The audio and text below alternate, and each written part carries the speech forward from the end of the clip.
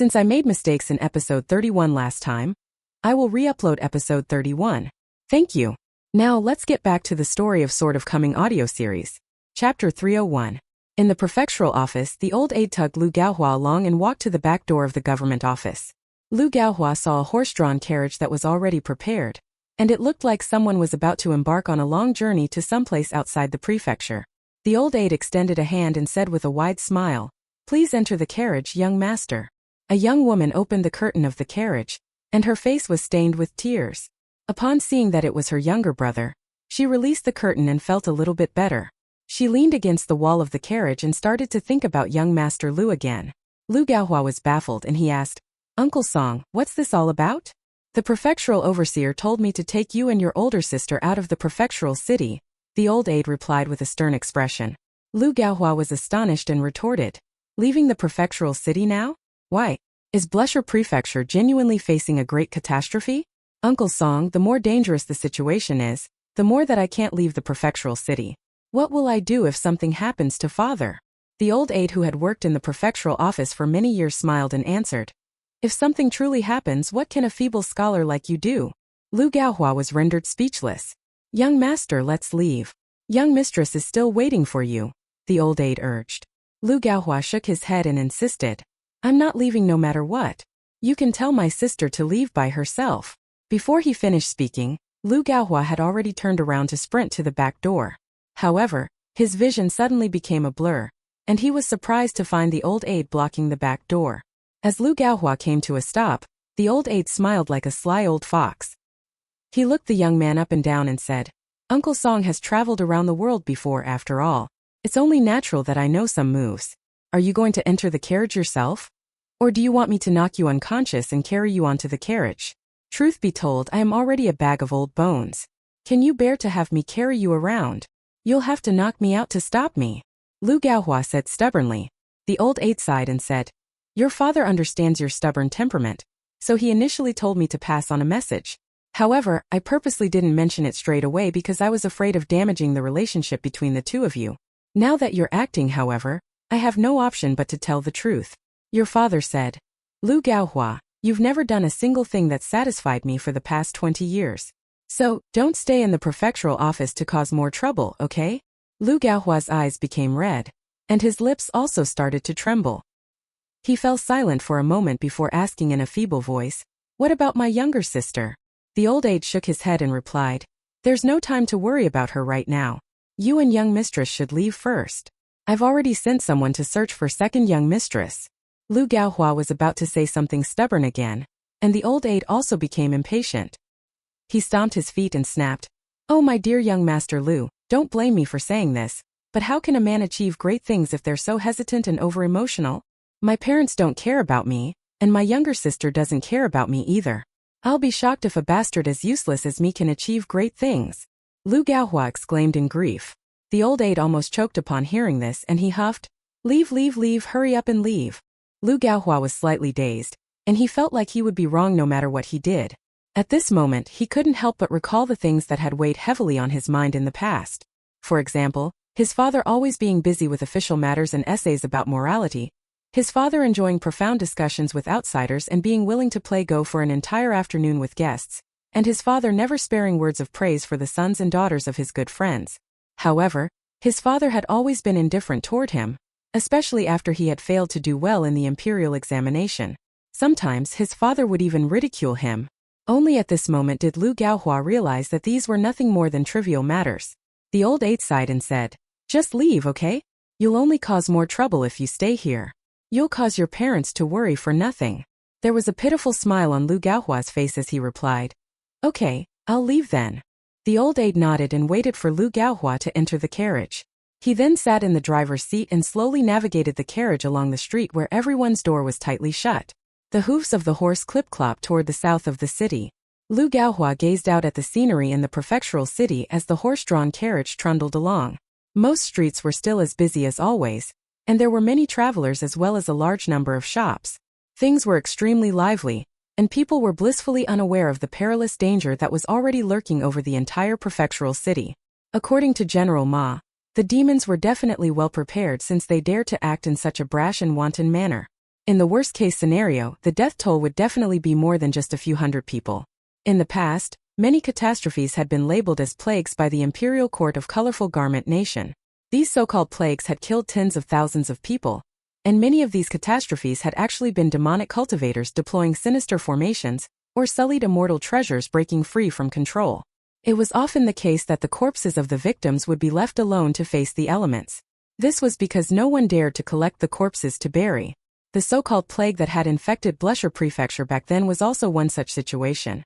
It was because of this that the gigantic unmarked burial ground of several hundred kilometers in radius had appeared. If the sky truly collapsed, who among the naive and clueless commoners could escape? This was unless there was a powerful cultivator to hold the sky up for them. If the cultivator couldn't hold it up, however, then they could only wait for death. The old aide sighed in his mind. The actions of the prefectural office and prefectural overseer Lu truly caused him to view them with increased respect. Prefectural overseer Lu had indeed paid Taoist Chong Miao to deliver a message using a flying sword. Moreover, the spiritual horn force would indeed send people over as reinforcements. This wasn't false either. The claim that the colored Luan could rapidly fly south with cultivators on its back also wasn't false. However, prefectural overseer Lu had lied about how quick it truly was. If the colored Luan flew with no passengers, it could indeed arrive above the prefectural city by the following noon. If it were carrying 2 or 3 people, however, then it might not arrive in the northern region of Blusher Prefecture even when tomorrow night fell. Prefectural overseer Lu lied on purpose because he was the highest-ranking official in the prefecture. As such, he needed to step forward in this moment of great danger, and inspire his subordinates and allies to hold on until the colored Luan arrived with reinforcements. The best outcome was naturally if they could hold on until tomorrow noon. That way, everyone would have already stepped forward to fight with the demons and demonic cultivators. At that time they would no longer have the option to retreat and leave, especially since they would have already become enemies with the demons. In other words, they would be forced to fight for their own survival as well as the survival of the prefectural city. If the demons hiding in the city remained unmoving until tomorrow noon, that wouldn't matter either. When the time came, prefectural overseer Lu naturally had his own methods to force the demons out. If the demons and demonic cultivators were still able to remain quietly hidden after prefectural overseer Lu actively declared war on them, then there would be even less cause for worry. After all, the prefectural city would already have reinforcements from several forces by then. Most importantly, the esteemed immortals from the spiritual horn force would also be close to arriving. As such, the situation would become even less worrisome for prefectural overseer Lu. And this was why people said that the schemes and calculations of scholars could drown people to death once they were pushed into a corner and forced to fight. This was also the first time that the old aide had truly seen his superior, prefectural overseer Lu, for who he was. The old man wasn't disappointed at all. Instead, he felt was deserving of a hearty drink. However, it was a shame that there was most likely little opportunity to do so. Before tricking young Master Lu to the back door, the old aide had engaged in a heart-to-heart conversation with prefectural overseer Lu. Prefectural overseer Lu had spoken honestly and said that if this was a matter of 100 or 200 lives lost, he'd abandon things and flee. However, with such a huge number of innocent commoners at stake, he could no longer do that. While saying this, the scholar in official garb pointed at his heart and said that he wouldn't feel right there. He also said that after reading sagely books for so many years, he felt like they were old friends who had known each other for many years. If he cowered and fled to save his own skin, then he was afraid that he wouldn't have the face to read these books again. He wouldn't be able to see his old friends again. If I don't read again, then what's the point of staying alive? Having never experienced warfare before, the prefectural overseer's teeth chattered as he said those sincere words. His face was pale and his knees were wobbling. He was unable to hide his fear no matter what. The old aide clearly saw fear written all over his body. To utter such brave words in such a cowardly manner, it was truly quite the comical sight. However, the old aide was simply unable to laugh. He hadn't found the situation laughable either. Some scholars who had become officials were indeed very different from those impoverished and self-pitying scholars, who felt like their talents were unrecognized and unappreciated. The old aide acting as a driver pushed these thoughts aside and had the horse trot faster out of the city. He couldn't help but glance back. Where had the mischievous disciple whom he had secretly taken run off to? Where were they playing now? He hadn't been able to find them no matter how he looked, so he could only pray that they stayed safe and out of trouble. The catastrophe looming over Blusher Prefecture definitely wasn't something that they could become involved in. The old aide shook his head and lamented in exasperation. The cultivation world is murky, while the mountains are filled with strong winds. Neither place is calm and easy to settle down in. Is it really that difficult to lead a quiet and peaceful life? There was a rice shop in the north of the prefectural city, and a tall and skinny old man had opened and run this shop for 20 years or so. He didn't speak much, and the two shop attendants who also lived in the prefectural city alongside him didn't like to speak much either. However, they often visited the city god pavilion to offer incense, and thanks to this, their neighbors had a somewhat good impression of them. The rice and miscellaneous items in the rice shop were also of good quality and sold at a cheap price, so business here had always been fairly decent. Today, the rice shop welcomed two customers from outside the prefectural city.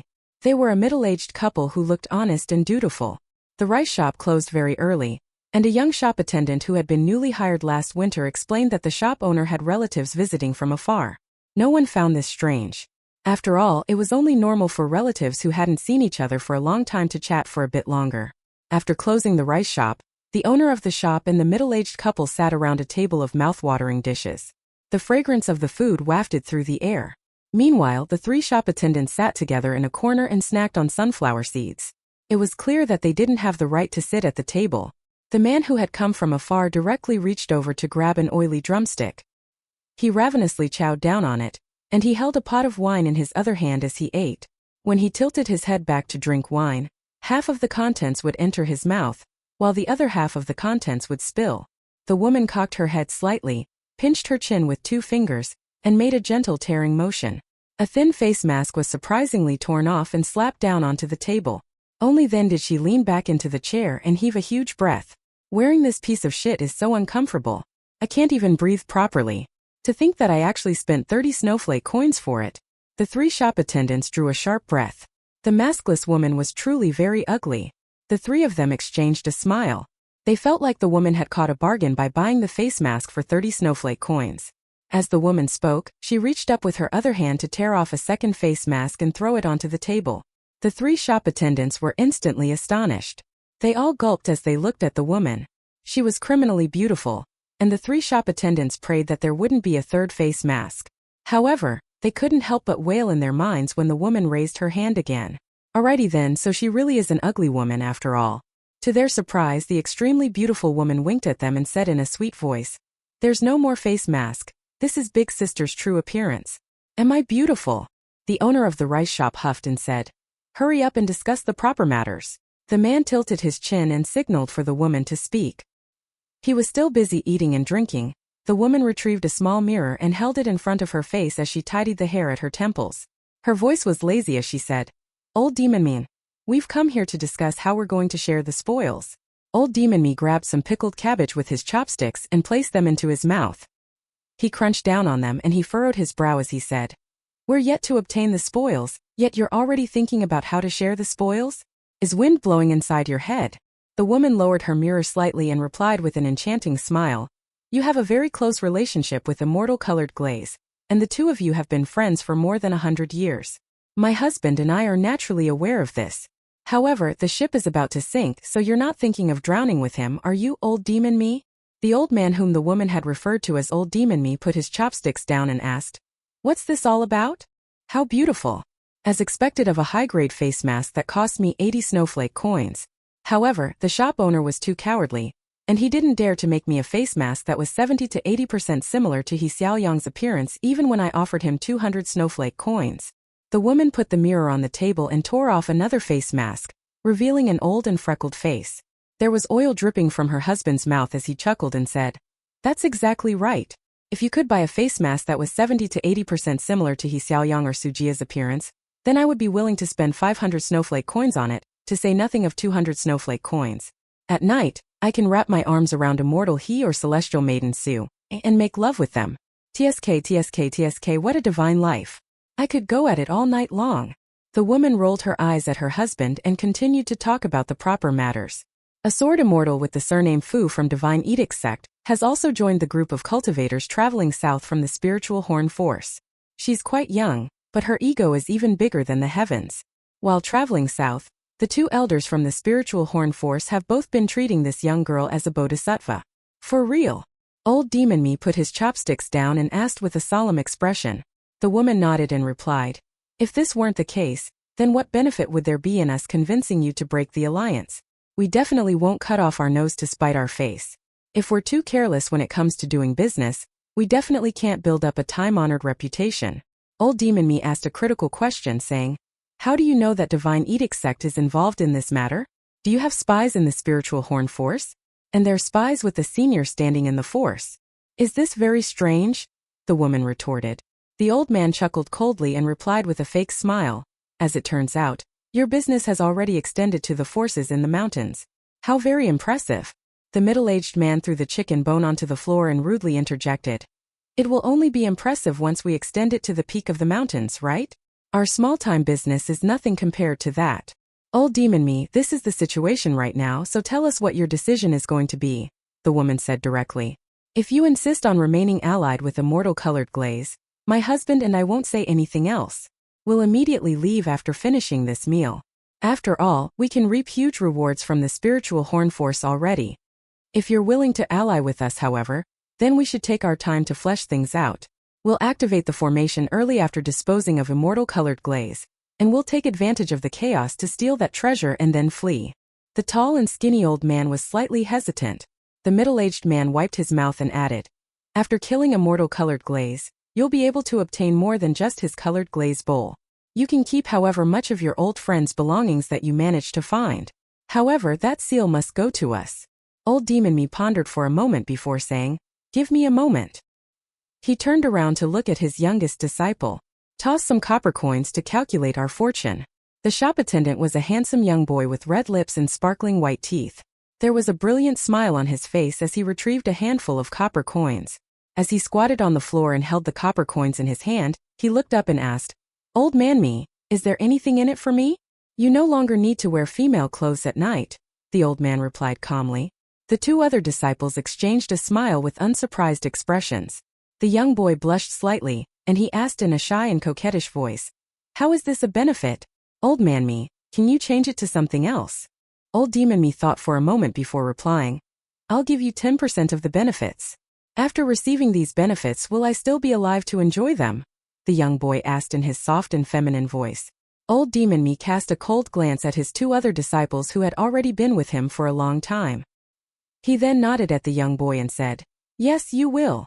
A seductive smile appeared on the young boy's face as he bit open the skin on his finger and painted his blood on each of the copper coins. After doing this, he tossed the copper coins on the floor and examined them for a moment. He looked up with a delighted expression and exclaimed, great fortune. Old Demon Me felt as if a huge weight had been lifted off his shoulders. He looked at the husband and wife and said, I'll tell my disciple to activate the formation early, and the three of us will team up to deal with immortal-colored glaze. We'll make the battle short and sharp. How does this sound? The woman slowly retracted her gaze from the young boy's face. She was in a terrific mood and she replied, that sounds great. Old Demon Me, you've been friends with immortal-colored glaze for more than 100 years, so can you truly bring yourself to betray him? The middle-aged man suddenly asked in an eerie voice. Old Demon Me picked up some food with his chopsticks and countered, will you kill your wife if someone promises you a colored glaze bowl left behind by an immortal? The middle-aged man appeared slightly sheepish. The woman didn't feel sad at all. She picked up her mirror and started to check herself out again. Ha, if I'm worth as much as a colored glaze bowl in the eyes of this heartless person, then my life was worth it. Outside the city god hall, the young girl trembled with fear as she stood in front of the back door of the great hall. In fact, she didn't dare to stand in the small square between the God of Wealth Hall and the Tai Sui Hall. This was because an earth-shattering battle was taking place inside the city god hall in front of her. City god Shen Wan, who had succumbed to demonic ways, had stomped his foot onto Mr. Immortal's back. However, the young-looking immortal appeared even more impressive, and he instantly forced himself to stand upright, pushing the city god 2 steps back in the process. Afterward, the renowned golden city god of colorful garment nation unleashed his astonishing combat power and sprinted around the spacious main hall, chasing after the immortal who was dashing around everywhere with a wooden sword case on his back. During their fight, Chen Ping'an threw another 21 punches using the deity drumming technique. This was the strange fist technique that he had used to shatter the seal formation. He clearly managed to shatter the gold guild of the demonic golden city god, with crumbs of gold flake floating to the floor. Countless cracks appeared on the clay statue of the city god as well, releasing wisps of black smoke. However, The golden city god bellowed and formed a strange hand seal that the young girl didn't recognize. Not only did the crumbs of gold flake rise up and gather on his face again, but even the cracks on his body started to close up and knit back together. The eyes of the city god were pitch black like ink. A cold and eerie aura radiated from them, and witnessing it would cause a cold chill to run down one's spine. Apart from this, however, his dazzling golden body still appeared brilliant and eye-catching. He was 9 meters tall, and each of his punches could leave a crater in the wall. At the same time, each of his stomps could pulverize the tiles on the floor. He was much like a dignified god from the heavenly court who had now traveled to the mortal world to subdue demons and eliminate fiends. The young girl with silver bells on her wrists and ankles was filled with worry. Could such a formidable golden city god truly be defeated? She was also confused about why the young-looking old immortal didn't use his 2 golden talismans again. In fact, he wasn't even willing to use his flying swords. Instead, he simply engaged in close-quarters combat with the city god using his fists. Up until now, he had already used several different fist techniques. During their battle, she had also seen the young-looking old immortal be smashed from one side of the city god hall to the other side. Judging by the sounds, it was very likely that he had been embedded into the wall. Afterward, the city god directly tore a pillar down and started to use it as a weapon. He didn't care about the structural integrity of the city god hall, and he didn't care about whether it would collapse or not. He started to wantonly swing the pillar around. Battles between gods and immortals were truly earth-shaking. This was a heart-stopping spectacle for the young girl, and her palms were already filled with sweat. She silently cheered the young-looking immortal on. Even though the young-looking old immortal was at a temporary disadvantage, he was truly fighting in a gallant and impressive manner. For example, he raised his arms above his head to block a large pillar viciously slamming down. The pillar split apart with a boom, and the immortal's knees were pushed into the earth. The young girl hurriedly closed one eye and turned her head around. She couldn't bear to look at the sight, and she thought to herself that this would definitely hurt a lot. Another time, the young-looking immortal was sent flying out of the main hall by a kick. He rolled more than a dozen times in the square, and the city god stood behind the door threshold of the main hall and gazed at him with a cold smile. He beckoned Chen Ping'an over with a finger, and the young boy immediately charged into the hall after standing up. After less than 15 minutes, the city god hall was completely destroyed by city god Shun 1. After ripping out 5 to 6 pillars, the main hall that had weathered the elements for several hundred years finally collapsed and crumbled. Plumes of dust blotted out the sky as the golden city god ripped out the final red pillar. The wall to the left didn't crumble apart like the wall to the right, and it instead collapsed outward as an entire piece. Chen Ping'an was standing above this wall, and his sleeves were already in tatters.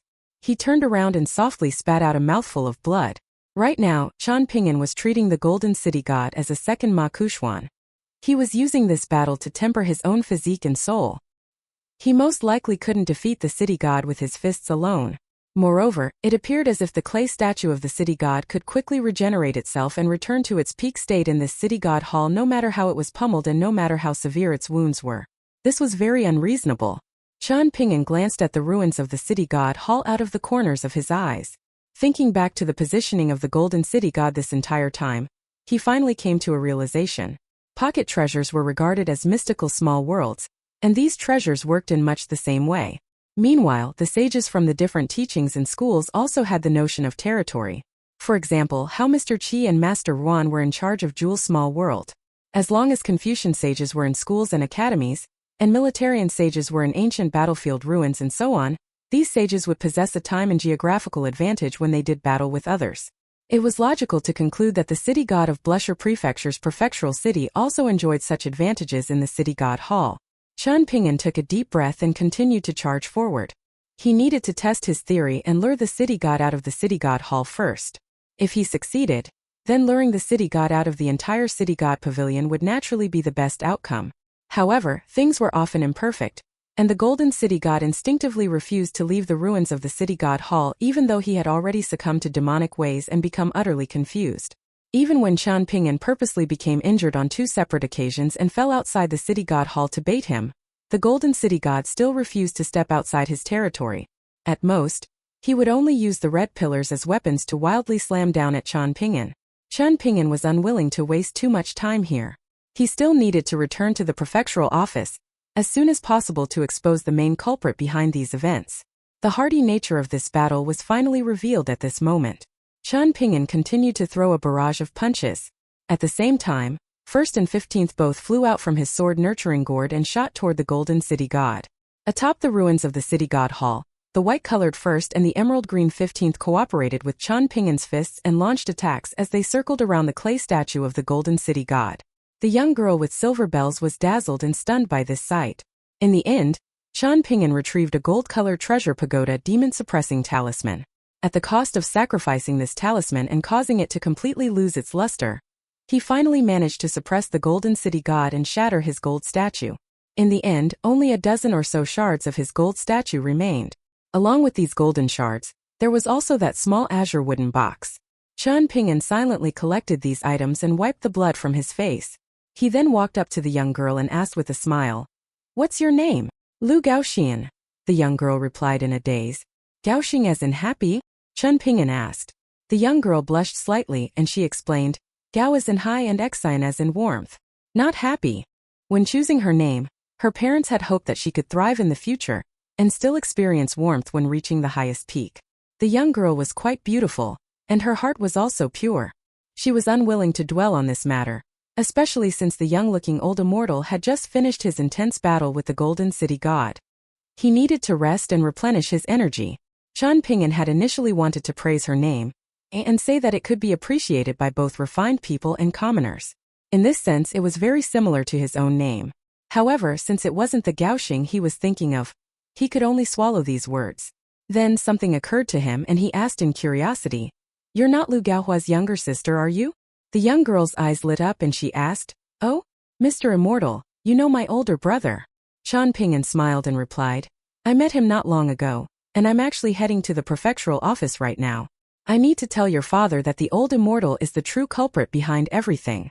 Lu Gaoxin hadn't gone to enjoy the atmosphere and watch the performance on the tall stage in the middle of the lake that night, so she hadn't seen the appearances of the female ghosts controlled by the old immortal either.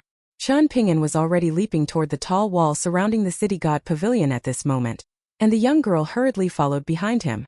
The two of them jumped across roofs and ran along walls, but the physique of the young girl was far inferior to Chen Ping'an even though she also tempered and trained her body. It wasn't long before she started panting in exertion. Chen Ping'an stopped on an eve to let her rest and catch her breath. "Elderly sword immortal, why don't you fly on your sword? It will be faster if you do that and take me along with you," Lu Gaoxin suggested carefully. So be it if she were carelessly addressing him as a sword immortal. But old sword immortal? Chen Ping'an didn't know whether to laugh or to cry. He decided to ignore her, and he started to sprint along the roofs and walls again once the young girl's breathing returned to normal. This old sword immortal truly does things in a peculiar way, the young girl thought to herself. Moreover, he also has an extremely good temper. While speaking to him just then, she had secretly glanced at his face a few times as well. He was fairly handsome, and he genuinely didn't appear old at all. Standing atop the building on the city wall and observing the prefectural city, the old immortal suddenly exclaimed in astonishment. He turned to the confused General Ma and explained, "A huge problem has arisen in the city god hall. By the looks of it, a great demon has unleashed its power and directly obliterated the undecaying gold body of the city god. I need to personally head over to take a look. Otherwise, I won't feel at ease." The golden city god is intricately linked with the fortune of Blusher Prefecture, so the predicament of city god Shan has a huge bearing on the future of the prefectural city. If his gold statue is comprehensively destroyed, then the vitality of Blusher Prefecture will be severely damaged even if it manages to overcome this perilous situation. The old immortal looked toward the city god pavilion with an anxious expression. He sighed and said with a cold chuckle, "So be it. I'll charge into the area today even if it's a dragon's nest or tiger's den. I might even have to sacrifice my cultivation to see whether I can rescue the severely wounded city god. Who would have thought that the troublemaking demons are so powerful? I initially thought that they were simply using a formation to trap the city god. However, to think that they're going as far as to viciously destroy an entire city. General Ma, there's no other option.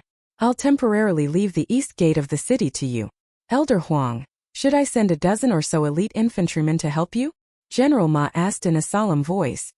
"There are still several dozen special arrows in the prefectural office, and these arrows are capable of killing demons and fiends." The old immortal shook his hand and replied, "There's no time. It won't make much difference either." General Ma was an experienced warrior after all, so he didn't hesitate at all after hearing this. He cupped his fists and said, "I wish Elder Huang Godspeed and victory." "Thank you for your well wishes, General Ma," the old immortal replied with cupped fists. He smiled faintly before jumping down the city wall like a free bird.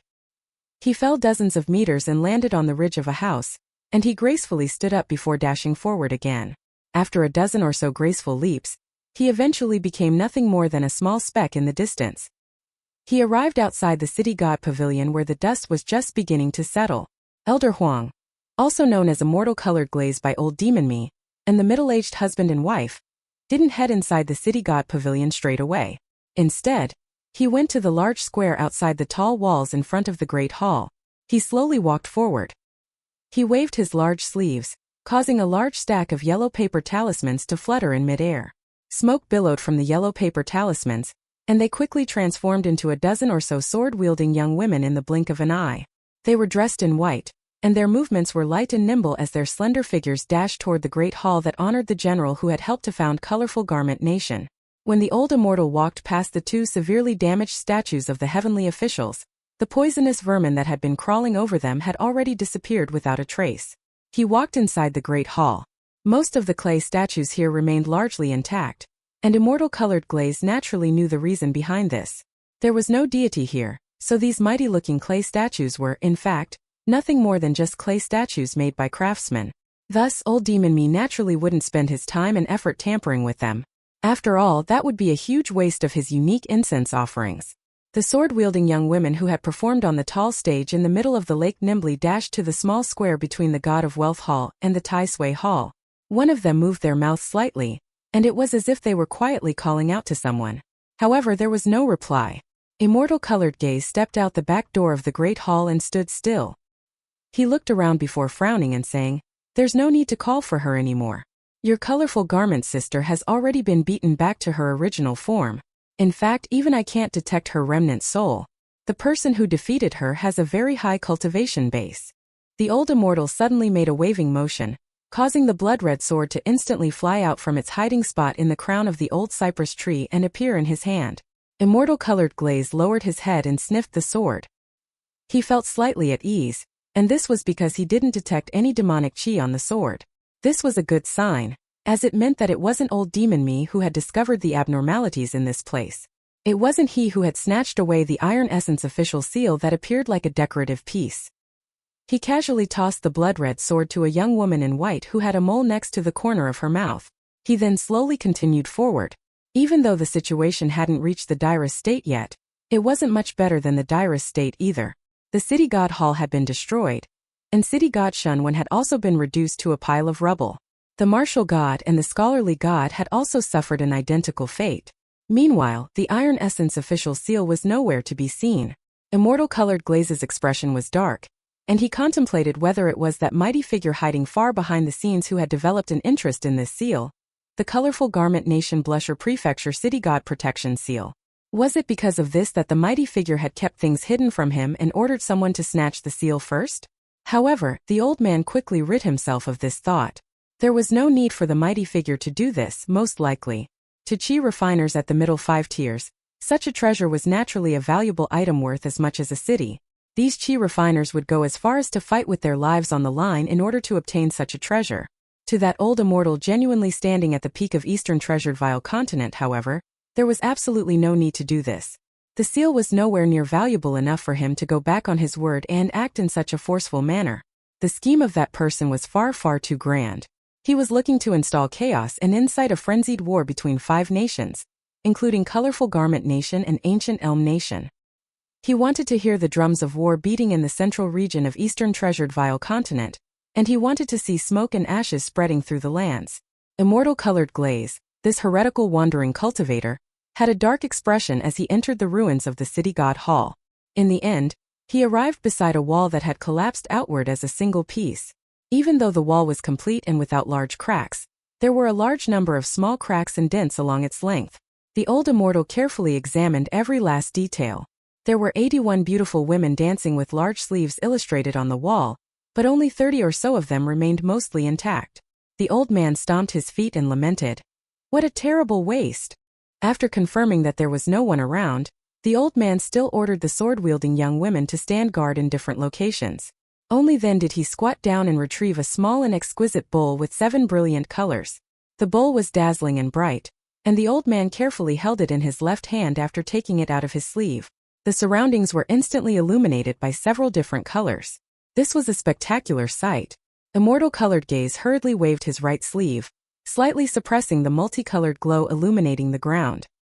He silently recited something, and the beautiful women on the wall mural started to slowly move around. They floated out of the wall one after another, funneling into the colored glaze bowl. The 30 beautiful women with the most undamaged appearances and clothes entered the small bowl first.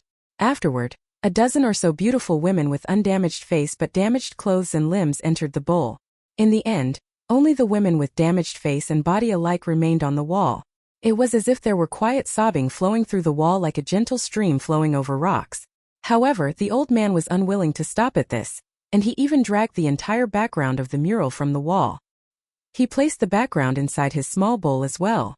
As if losing their homes, the damaged women on the wall sobbed even harder. Their voices were filled with grief and anguish as they wept on the now empty wall. Immortal Colored Glaze put his small bowl away and peered down at the scattered women on the wall after standing up. He shook his head, and there was immense pain in his heart as he raised his large sleeve and launched a heavy palm strike. The wall instantly disintegrated into dust. The rice shop opened its doors again, but it wasn't opening its doors for business. The 3 shop attendants each went to a location in the prefectural city. There was a delighted smile on the handsome face of the youngest boy as he ran out of the shop. Meanwhile, old Demon Me led the middle-aged couple to a quiet alley. "Hasn't the golden city god inside the city god pavilion transformed into your puppet, old Demon Me?" Even though its cultivation base declined a little because of this, how could its gold statue suddenly explode without warning? Perhaps there's a powerful cultivator at the middle 5 tiers hiding in this small prefectural city, the woman asked. Old Demon Me was in a foul mood. His biggest trump card and shield had been mysteriously destroyed just like that. Anyone in his stead would have been just as pissed. He thought for a moment before spreading his hand open. He was still going to attempt to observe the mountains and rivers through his palm. This was a high-level mystical ability, and it was treasured and kept secret by a small number of immortal forces. It was due to a fated opportunity that old Demon Me had obtained a damaged secret text from a heretical force and thus learned some very shallow concepts. However, the damaged secret text was missing half of the chi channeling mantras, so using this mystical ability would consume 1 drop of his heart's blood each time. This was a huge price to pay. Moreover, if there were high-tier chi refiners present in the area that he was secretly observing, it would be very easy for them to discover his presence. At that time, it was extremely likely that they would follow the traces to hunt him down. And thus, this initially profound mystical ability was now incredibly useless thanks to its damaged nature. Why did so many immortal forces and clans in the mountains enjoy an unshakable position? A big reason for this was that they possessed complete secret techniques that had been passed down through the generations. Using these secret techniques wouldn't have any side effects. After being refined by generation after generation of elders, these mystical abilities were almost flawless. Because of this, there was no need for the descendants and prized disciples of these forces to fumble around and take long and windy paths. It was rumored that some high-grade secret techniques could even give one the opportunity to reach the upper 5 tiers. Below this, there were also some secret techniques that could help one advance to the middle 5 tiers. On the flip side, just how many vagrant cultivators and itinerant cultivators were there in the world? And how many of them had fallen to heretical and demonic ways because of flawed techniques? Countless. A drop of scarlet blood seeped out from old Demon Me's palm. It suddenly exploded apart, and a cloud of blood appeared in his hand. An image quickly materialized on the old man's palm. The focus was none other than the city god pavilion. The old man squinted his eyes, and he saw the old immortal along with the women in white. He gently swayed his palm, and the image of the city god pavilion quickly became an image of just the destroyed city god hall. The image of the squatting old immortal became much clearer. Old Demon Me chuckled and said, "The heavens are on our side." Old Manchan couldn't contain his curiosity, so he personally went to the city god pavilion to investigate the situation. "He's walking straight into our trap." There was a bright glimmer in the woman's eyes as she locked her gaze onto the colored glaze bowl in Immortal Colored Glaze's hand. "Is that the immortal relic, the colored glaze bowl?" she asked. Old Demon Me suddenly clenched his hand into a fist, causing the cloud of blood in his hand to return to his body. He turned around and chuckled coldly, saying, "What, you want to fight me for it?" There was a soft expression in the woman's eyes, and she smiled charmingly and replied, I wouldn't dare to. Old Demon Me ignored the acting of this temptress, and he quickly weighed up the pros and cons in his mind. Old Man Chen's target had always been the wall mural in the city god hall, something that had always been under the golden city god's watchful gaze. The old immortal had claimed that he was after the vitality and energy of that mural, as well as the beautiful women on it who possessed genuine immortal chi after being bathed in incense offerings for hundreds of years.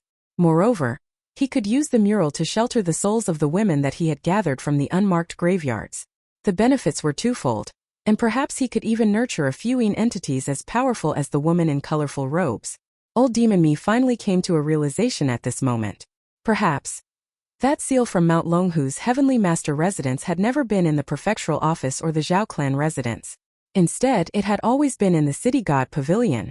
As for his friend Old Man Chen, he had planned to obtain all of the treasures right from the very beginning.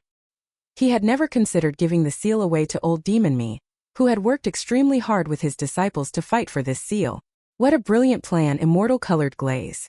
Old friend, since you lack virtue, then don't blame me for lacking loyalty. The clear sky above Blusher Prefecture gradually became dark and gloomy. Dark clouds drifted over from all directions, bearing down on the city and stifling all of its residents. A horse-drawn carriage peacefully trundled out of the south gate. Holding the horse reins in one hand, the old aide used his other hand to grab a pot of beautiful wine that he had prepared beforehand. Just as he was about to take a sip, he saw an impoverished scholar standing on the official road nearby and furiously waving at them. At the same time he shouted, Old man Song, it's me. I'm good friends with your young mistress. Is she in the carriage?" The old aide tensed up upon seeing the impoverished young scholar. Perhaps the demons had locked their gazes onto the prefectural office since long ago? Were they intent on completely destroying them? Were they not going to spare the young master and the young mistress? The young woman hurriedly leaned down and pulled the curtain back, saying in a happy voice, "Uncle Song, he's my friend, Lu Qicheng, and he's a traveling scholar from White Mountain Nation." Another head stuck out from the carriage, and Lu Gaohua asked in puzzlement, "Lu Qicheng, didn't you leave the prefectural city long ago?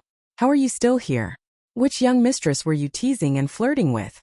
The old aide hesitated for a moment before deciding to stop the carriage. If this was a blessing, then he couldn't decline it. If it was misfortune, then he couldn't avoid it. He could only observe the situation and take action accordingly. Lu Qicheng rolled his eyes upon hearing the teasing remark of Lu Gaohua, his future brother-in-law. He giddily jogged over. Even though he didn't know why the old monster had suddenly descended from the sky and temporarily returned his body to him, he couldn't be bothered mulling over these things either. In any case, the old monster had promised Lu Qicheng that he would deal with all of the troubles using a single finger as long as Lu Qicheng could convince this carriage to turn around and return to the prefectural city. Lu Qicheng was in fact still wearing that pink Taoist robe right now, but the old monster had told him that chi refiners under the 10th tier, including those bullshit golden core tier immortals, wouldn't be able to see through the exquisite illusion technique that he had employed. Lu Qicheng stood beside the carriage and panted heavily as he asked, "What's wrong? Are you guys fleeing as well? Lu Gaohua, you undutiful son, how can you bear to abandon your parents and leave them in perilous danger? There are so many demons causing trouble in the city, so as the son of the prefectural overseer, shouldn't you be leading the charge against them? Or at least raising your arms and calling for action? Shouldn't you be guarding the gate of the prefectural office and refusing to take a single backward step, even if it means death? See, I only walked a short distance from the prefectural city before thinking that it was wrong to leave just think about it. I'm an outsider, but even I feel like I should sacrifice myself for the sake of righteousness. To be unflinching while dying for the sake of righteousness is the duty of scholars like us." The old aide gritted his teeth in anger, and he felt the urge to furiously slap this impoverished young scholar. Lu Gaohua looked at Lu Qicheng as if he were looking at a retard. Meanwhile, there was already an intoxicated look in his older sister's teary eyes. She held her hands on her heart, and she felt like young Master Lu had definitely returned to see her. Lu Gaohua rolled his eyes and said, "You can return by yourself if you insist. But my sister and I are going to hide somewhere safe." Lu Qicheng couldn't help but grumble in his mind, "Old geezer, what should I do? My brother-in-law isn't heroic or gallant at all. I'm essentially talking to a brick wall." In the next instant, Lu Qicheng suddenly discovered that he couldn't control his own arms or legs. He gently stomped on the official road. There was a huge boom. Plumes of dust rose above the official road. Looking over from the city wall, it was as if a yellow-flead dragon of several kilometers long had suddenly appeared out of thin air. Lu Qicheng gulped and cleared his throat. He clasped his hands behind his back, and he tried his best to appear dignified and mighty as he announced, "Truth be told, I, Lu Qicheng, am actually a golden courtier immortal." The old aide was shocked, and he was temporarily dazed and rendered speechless.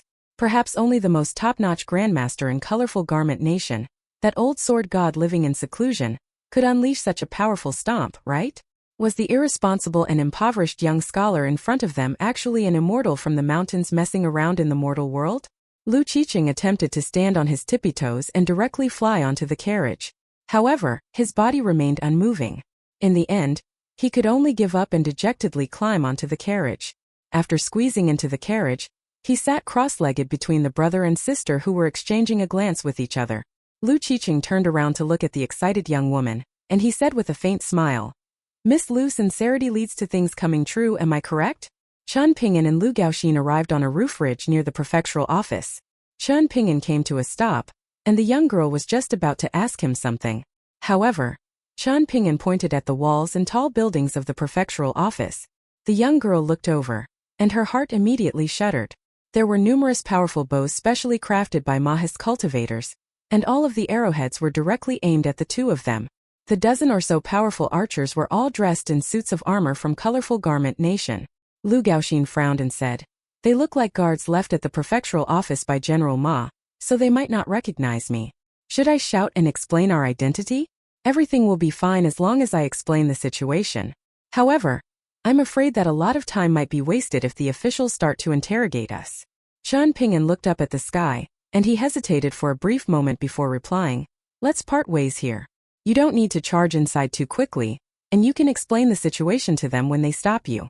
However, I need to find my friends as quickly as possible." The young girl was also a resolute person, and she nodded and replied, "Understood. I'll listen to you, old immortal."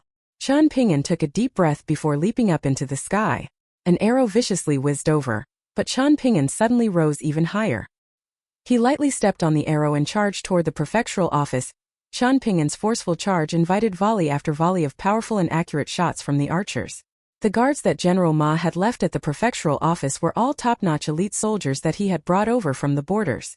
The strength in their arms was incredible, and they were also extremely experienced in war and battles. Even against an immortal from the mountains, they would still be able to cooperate flawlessly with each other. Chen Ping'an dashed over from the roof ridges and landed deep inside the prefectural office. This had only taken him a few seconds, yet he had already been forced to sweat aside two incredibly ferocious and accurate shots. "I'm Lu Gaoxin, the daughter of Prefectural Overseer Lu. The old immortal has come to help our allies. Please lower your bows," the young girl with the silver bells shouted. Chen Ping'an landed in front of the door of the main hall. He didn't turn around, and he took 2 steps to the side as he reached out to catch an arrow that had whizzed over from behind him. There were ancient and simple-looking cloud patterns engraved on the arrow, and there were also 3 small and dazzling grooves carved into the arrowhead. Chen Ping'an casually tossed the arrow aside, causing it to stab into the earth. "Brother Su, Zhang Feng, are you guys in the main hall?" he asked in a solemn voice. The main culprit behind the incident at the city god pavilion is the old immortal who performed on the tall stage in the middle of the lake that night. The big-bearded martial artist was the first person to rush out. Zhang Shanfeng and the armored general followed closely behind him. A copper-armored warrior 9 meters tall strode out with a boom and directly charged over to throw a punch at Chen Ping'an. Chen Ping'an had no option but to raise a hand and block the attack. This copper-armored warrior had been summoned by a talisman carefully drawn by Taoist Chong Miao. It was quite powerful. Even though it wasn't high-grade, its combat power could still rival that of pure martial artists at the peak stage of the 2nd tier. However, the joints of the copper-armored warrior started to violently groan and shake after Chen Ping'an caught its fist. It creaked loudly, yet it was unable to advance no matter what. Prefectural Overseer Lu also ran out of the main hall. He looked up, and he saw the young girl with silver bells standing on top of the wall. "She's my daughter. She's my daughter, Lu Gaoxin. Please don't injure her by accident," he immediately shouted. The big-bearded martial artist hurriedly explained the situation to the people beside him as well. "He's my friend, Chen Ping'an, and he went to the city god pavilion to investigate the situation." The armored general nodded and used his arm to give a military signal. The archers hidden around the prefectural office didn't put their bows away immediately, and they instead lowered them slightly and went from full draw to half draw. Their actions were identical, and even the curvatures of their bows were almost exactly the same. Xianxia had traveled to many nations before, and he astutely noticed this small detail. He was instantly impressed. He hadn't imagined that a place as bookish as Colorful Garment Nation would also have such disciplined and powerful soldiers. General Ma, the one guarding the east gate of the prefectural city, was definitely a talented general. Daoist Chong Miao made a hand seal and commanded the copper-armored warrior to return. The armored warrior had failed to suppress the young boy, so there was a slightly displeased expression on Daoist Chong Miao's face as he sneered. Old immortal Huang is the main culprit? Ha ha ha, you scheming little boy. I feel like you're the sinister person who's trying to take advantage of this situation. The old Taoist priest with bright-colored robes turned to Prefectural Overseer Lu and the general and said, if the profoundly powerful old immortal Huang is really the main culprit with ulterior motives, then why are we still discussing things and coming up with plans here? We might as well wait for death. Moreover, if old immortal Huang is the main culprit, then why did he actively give us a warning? Was there any need to go this extra step? It does seem quite illogical. Prefectural Overseer Lu concurred after contemplating for a brief moment. However, the general spoke in fairness for the young boy, and he said, heretical and demonic cultivators are extremely skilled at making risky moves. They can't be viewed through ordinary lenses. The best choice right now is to be skeptical of everyone. Anyhow, why don't we hear this young boy out first? Lu Gaoxin jumped down from the wall and sprinted over. Her movements were filled with energy, and the silver bells on her wrists and ankles also chimed and released waves of golden ripples. It was clear that she was already a legitimate cultivator. Prefectural Overseer Lu had no time to think about how his youngest daughter had suddenly become an immortal. When she arrived in front of him, he immediately asked with an anxious expression, are you hurt anywhere? Silly girl, why are you still running around everywhere now that the prefectural city is so chaotic and dangerous? How utterly foolish. Lu Gaoxin pointed at Chan Ping'an and began, the old immortal. However, she suddenly realized that she had misspoken. This was because while rushing over, the old immortal, an incredibly skilled swordsman, had specially told her to keep the battle in the city god pavilion a secret. He was still unwilling to reveal his true identity, lest there were also demons hiding inside the prefectural office. He didn't want to reveal his abilities to them. Lu Gaoxin hurriedly made up for her mistake, saying, Chun Ping'an and I encountered a female bone ghost in the city god pavilion. She was the beautiful woman in colorful robes who performed on the tall stage in the middle of the lake that night, and she was one of the demons who were causing trouble in the prefectural city.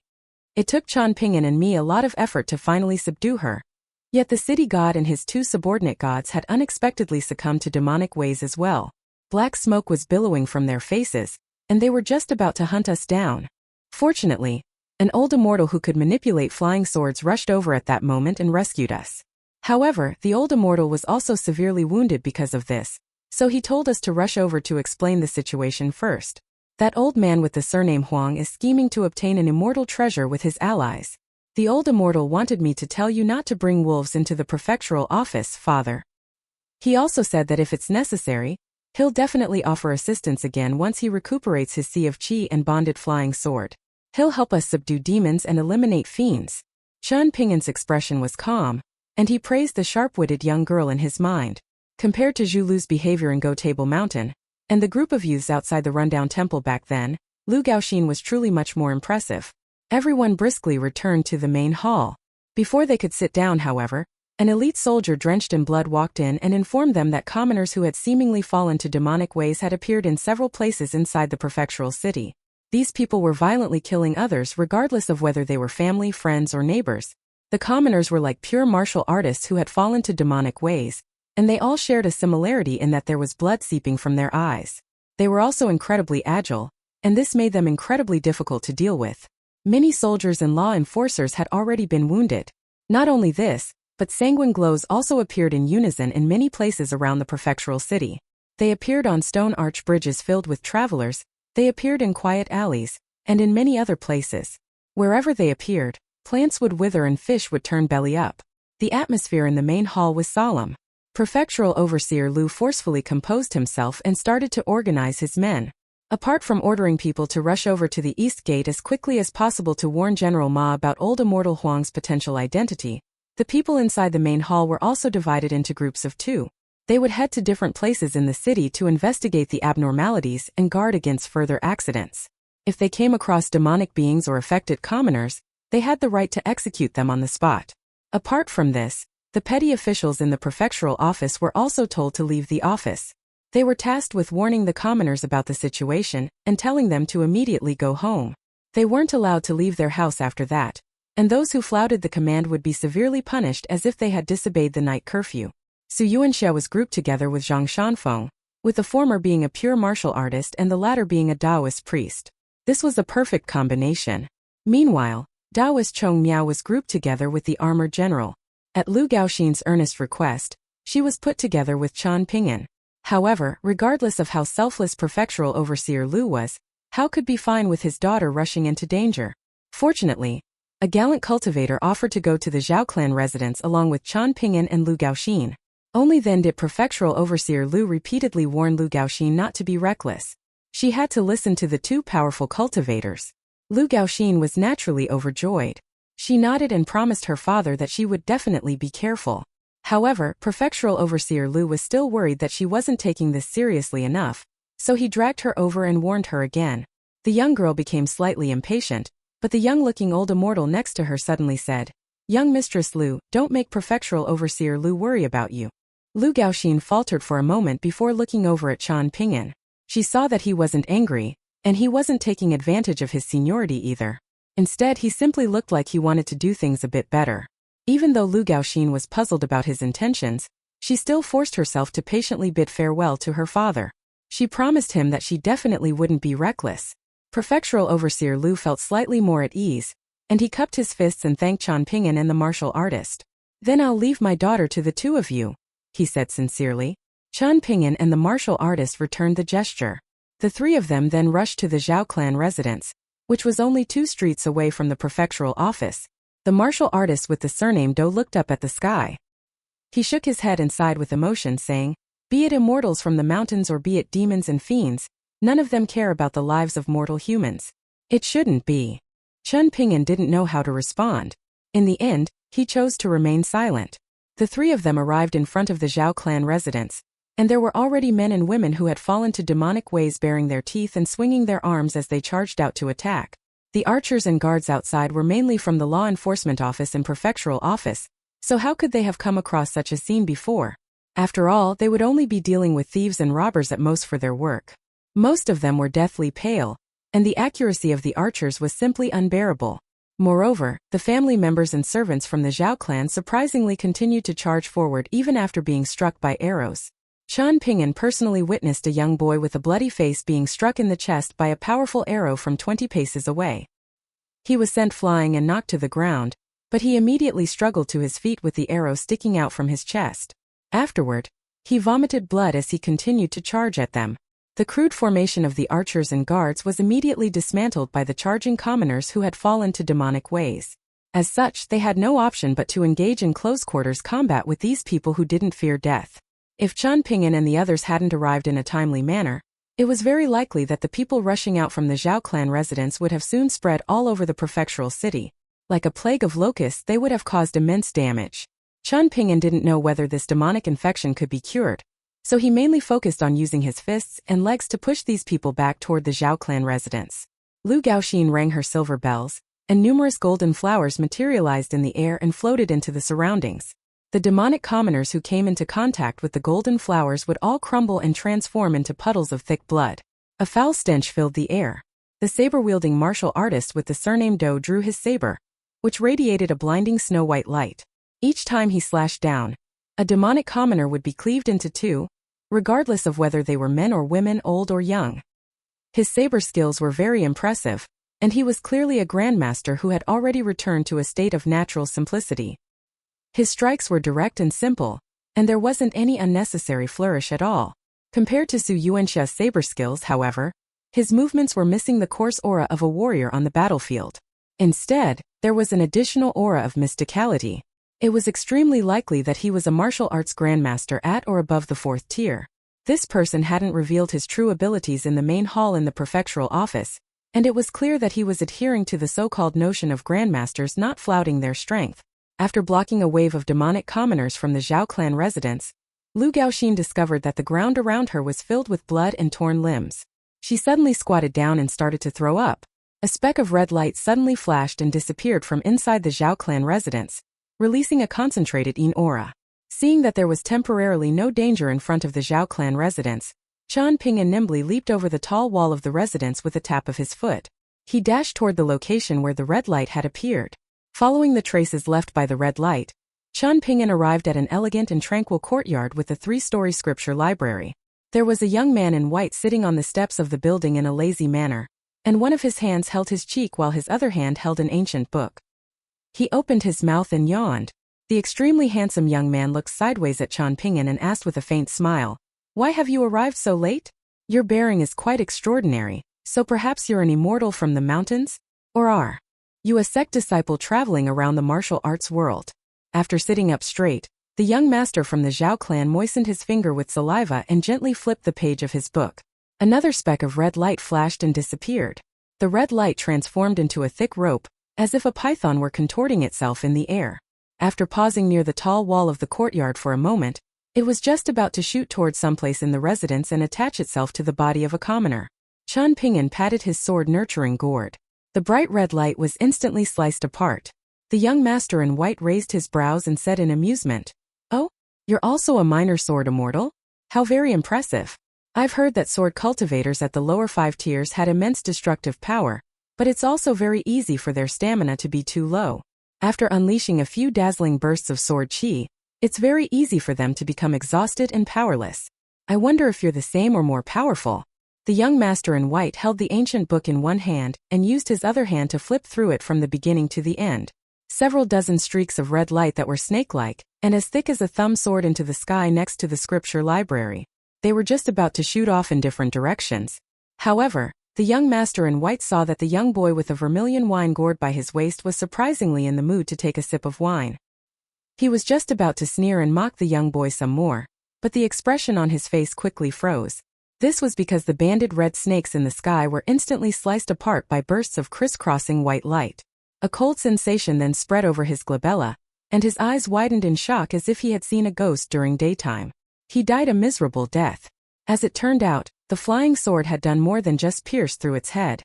A wisp of sword chi had also seeped into his body and soul, and rapidly annihilated all of his vitality without giving him a chance to react. Qian Ping'an retied the wine gourd to his waist. At the same time, 1st and 15th returned to the sword nurturing gourd in a leisurely manner. The martial artist with the surname Do was standing on top of the courtyard wall, and he cupped his fists at Qian Ping'an upon seeing this scene.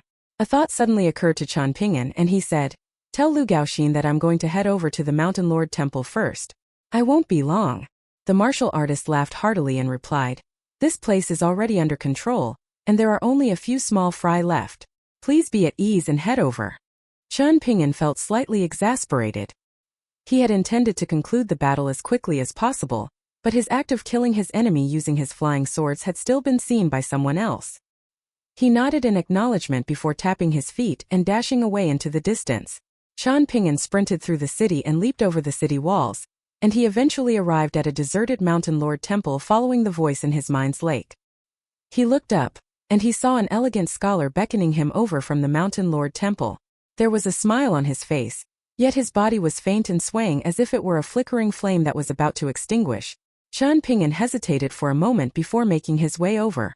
The deity was standing behind the door threshold in a dimly lit room, while Qian Ping'an was standing outside in a slightly better lit area. The scholar clasped his hands and bowed in respect. After standing up straight, he smiled faintly and said, "This is our second encounter. I'm Shun One, and I'm the city god of Blusher Prefecture. I've watched over this prefectural city for hundreds of years.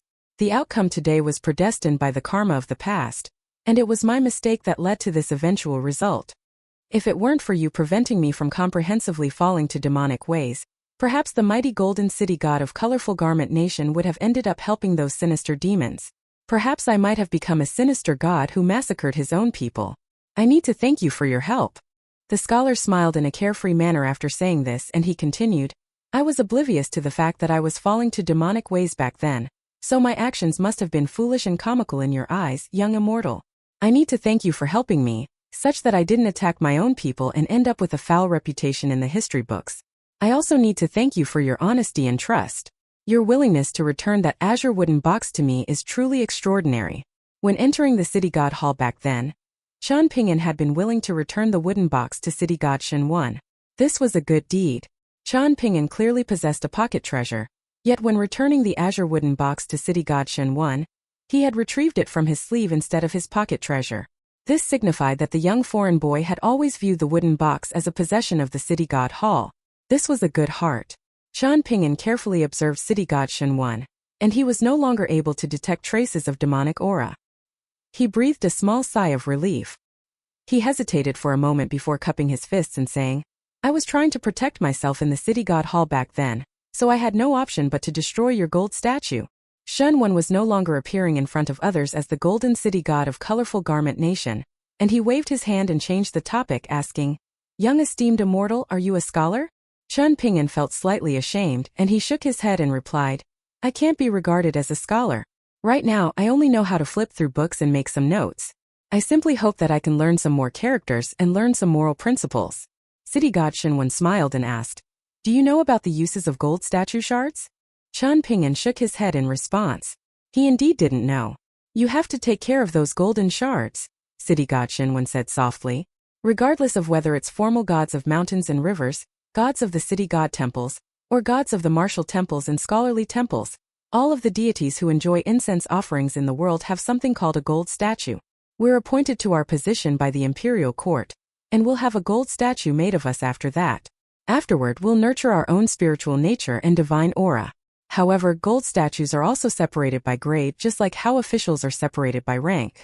The gold statues of the formal gods of the 5 mountains are the highest grade, and this is followed by the formal gods of the great rivers as well as the city god of the capital, and so on and so forth.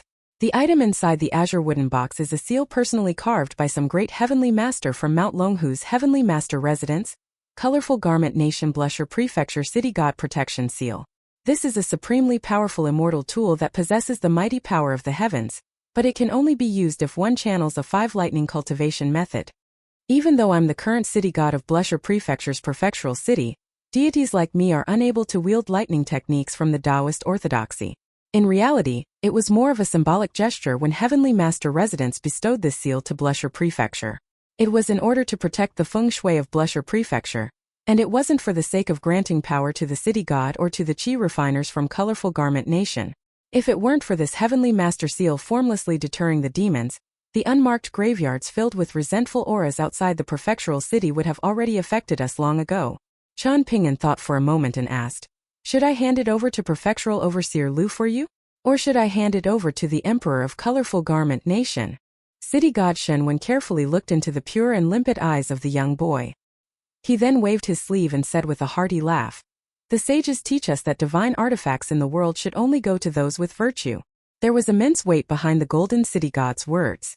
In fact, it was often the case that even virtuous scholars and noble scholars bestowed these titles by Confucian schools and academies wouldn't dare to refer to themselves as one with virtue.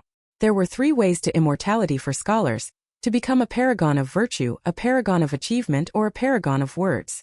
To become a paragon of virtue was the highest goal, and this was naturally the most difficult to achieve as well. The large majority of scholars could never achieve this, and they could only settle for the lower goal of becoming a paragon of achievements. In fact, many would have to settle for even less. However, Qian Ping'an had only read a few books, so he was still lacking in knowledge regarding these things. As such, he was unable to understand the deeper meaning behind these words spoken by Shen. Moreover, Shen had spoken these words as a scholar from Colorful Garment Nation, and not as the city god of the prefectural city. Qian Ping'an naturally liked the azure wooden box, something that could calm his mind whenever he touched it. Now that he knew its contents, a seal personally engraved by some heavenly master from Mount Longhu's heavenly master residence, he naturally liked it even more. Who in the world wouldn't like such a treasure? Qian Ping'an liked it very much. However, liking it was one matter, and this didn't mean that he could snatch it away from someone else. This had nothing to do with how fast he could throw punches, how high his martial arts cultivation base was, and how many flying swords he had. In fact, this adhered to the Confucian principle of self-restraint and following etiquette. However, Qian Ping'an was simply unaware of this reasoning and principle right now. Shen smiled and said, You can keep the seal. City god Shen became even happier upon seeing the slight puzzlement of the young immortal. Having enjoyed incense offerings for hundreds of years, he had seen all kinds of prayers, requests, and foolish asks from visitors to his temple. There was also hardship, sincerity, and helplessness. In his lifetime, Shen had been a loyal scholarly official, who had only understood the notion of serving his nation. After becoming a city god, however, he had understood the mortal world more and more. In fact, he would also become angry from time to time. He would be annoyed at those men and women who only knew how to burn incense and pray for help, yet never strive to help themselves. He would be frustrated at those wealthy merchants and lowly hooligans who were filled with sinister thoughts. He would also feel aggrieved at people's misfortunes and feel angry at their lack of fight. As he was about to disappear from the world for good, all of these people and matters floated through his mind one after another. The Golden City God felt a plethora of mixed emotions as he looked at the young boy standing outside the door. Xianxia suddenly drew a breath and forcefully stabilized his dispersing figure a little. The city god and scholar Xianxia has one last request, but it's completely up to you whether you do this or not. I don't dare to force you. Qianping nodded and said, Please go ahead, city god.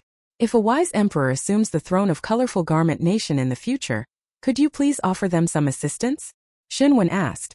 Even if it's only a small matter such as droughts or floods, could you please use your mystical abilities to help the residents of Colorful Garment Nation safely overcome these natural disasters if you're coincidentally nearby? Just once is enough. Qianping nodded and replied, Rest assured, city god. I'll definitely travel over to help Colorful Garment Nation if I hear that they're in trouble, regardless of whether the emperor is virtuous or not. However, let me say this first. I'll only act within my abilities. Please understand. This is very good, this is already very good, Xianxia murmured with a gratified expression. In reality, the Golden City God of Blusher Prefecture felt a slight sense of guilt at this moment. This was because he was taking advantage of Qianping with his request. He was certain that the young boy in front of him would definitely reach great heights as long as no major problem affected his path of cultivation. If Qianping felt goodwill toward Colorful Garment Nation, then the later he helped them and the higher his cultivation base was, the more it would benefit Colorful Garment Nation. Xianxia looked at the gloomy sky outside the Mountain Lord Temple. There was slight bitterness and pain in his heart, and he thought to himself, I, Xianxia, can only do this much for Colorful Garment Nation. After coming to his senses, he smiled and said, I only explained half of the situation regarding the shards of gold statues just then. I explained their origin and grade. In terms of their use, they're quite similar to dragon slaying techniques. They're extremely useful, but the prerequisite to using them is also extremely stringent. If these shards are given to ordinary people, they'll be completely useless even if there are dozens or hundreds of them. If the owner of these shards has a friend who's cultivating godhood, however, then these golden shards will genuinely be priceless. They'll be an extremely valuable type of connate spirit tool. If possessed by an emperor, these shards will also be the highest form of reward and bestowal toward mountain gods and river gods in their nation. Even if you can't use them, you can sell these shards to those who understand their value when reaching someplace near the peak of the mountains. For example, you can sell them to powerful cultivators at the Golden Core tier or Nascent tier. The price is however much you ask for. Qianping committed all of this information to memory with a solemn expression. Xianxia smiled faintly and said, Show me your hand. Qianping was slightly puzzled, but he still extended his hand. Xianxia reached up and grabbed at something in his chest. He then clenched his fist and extended it to Qianping. An item fell from his open hand into Qianping's palm. It was a golden object the size of a goose egg. Qianping looked up and blinked at the city god. Xianxia smiled and explained, Countless military and cultivators go to great lengths and face many difficulties when they travel to ancient battlefield ruins to search for souls. In reality, they're searching for the heroic spirits and heroic souls of valiant warriors and war gods. I was a scholar, and the Emperor of Colorful Garment Nation appointed me as the city god of Blusher Prefecture's prefectural city after I died. My gold statue is of decent grade, but it can't compare to those of city gods in the capitals of powerful empires. However, this gold statue's scholarly core, it's not inferior to that of any city god in the continent. At this moment, it was as if Xianxia had returned to the time when he was 20. After studying hard for more than a dozen years, he had just left the fields and entered the officialdom. He was filled with high spirits, and he had led the way into the imperial palace with the status of champion scholar from the imperial examination. His ambition wasn't to bring glory to his clan and ancestors, but it was instead to bring smiles to the faces of all people in the nation. A scholar, an official, and then a golden city god. Xianxia felt as if a huge weight had been lifted from his shoulders after he handed the scholarly core to the young boy. After meticulously guarding this area for hundreds of years, he could finally take a good long rest now. Qianping kept his hand outstretched for a long time. Shunwen laughed heartily and gently tapped the core with a finger. He smiled faintly and said, "The wings of a colored phoenix I don't have, but the horn of tacit understanding is in my heart. Young immortal, you should read more in the future." Chan Ping'an respectfully put the scholarly core away. He placed it inside his pocket treasure along with the azure wooden box. He then bowed and paid respects to city god Shunwen, following the etiquette of a junior scholar paying their respects to a senior scholar.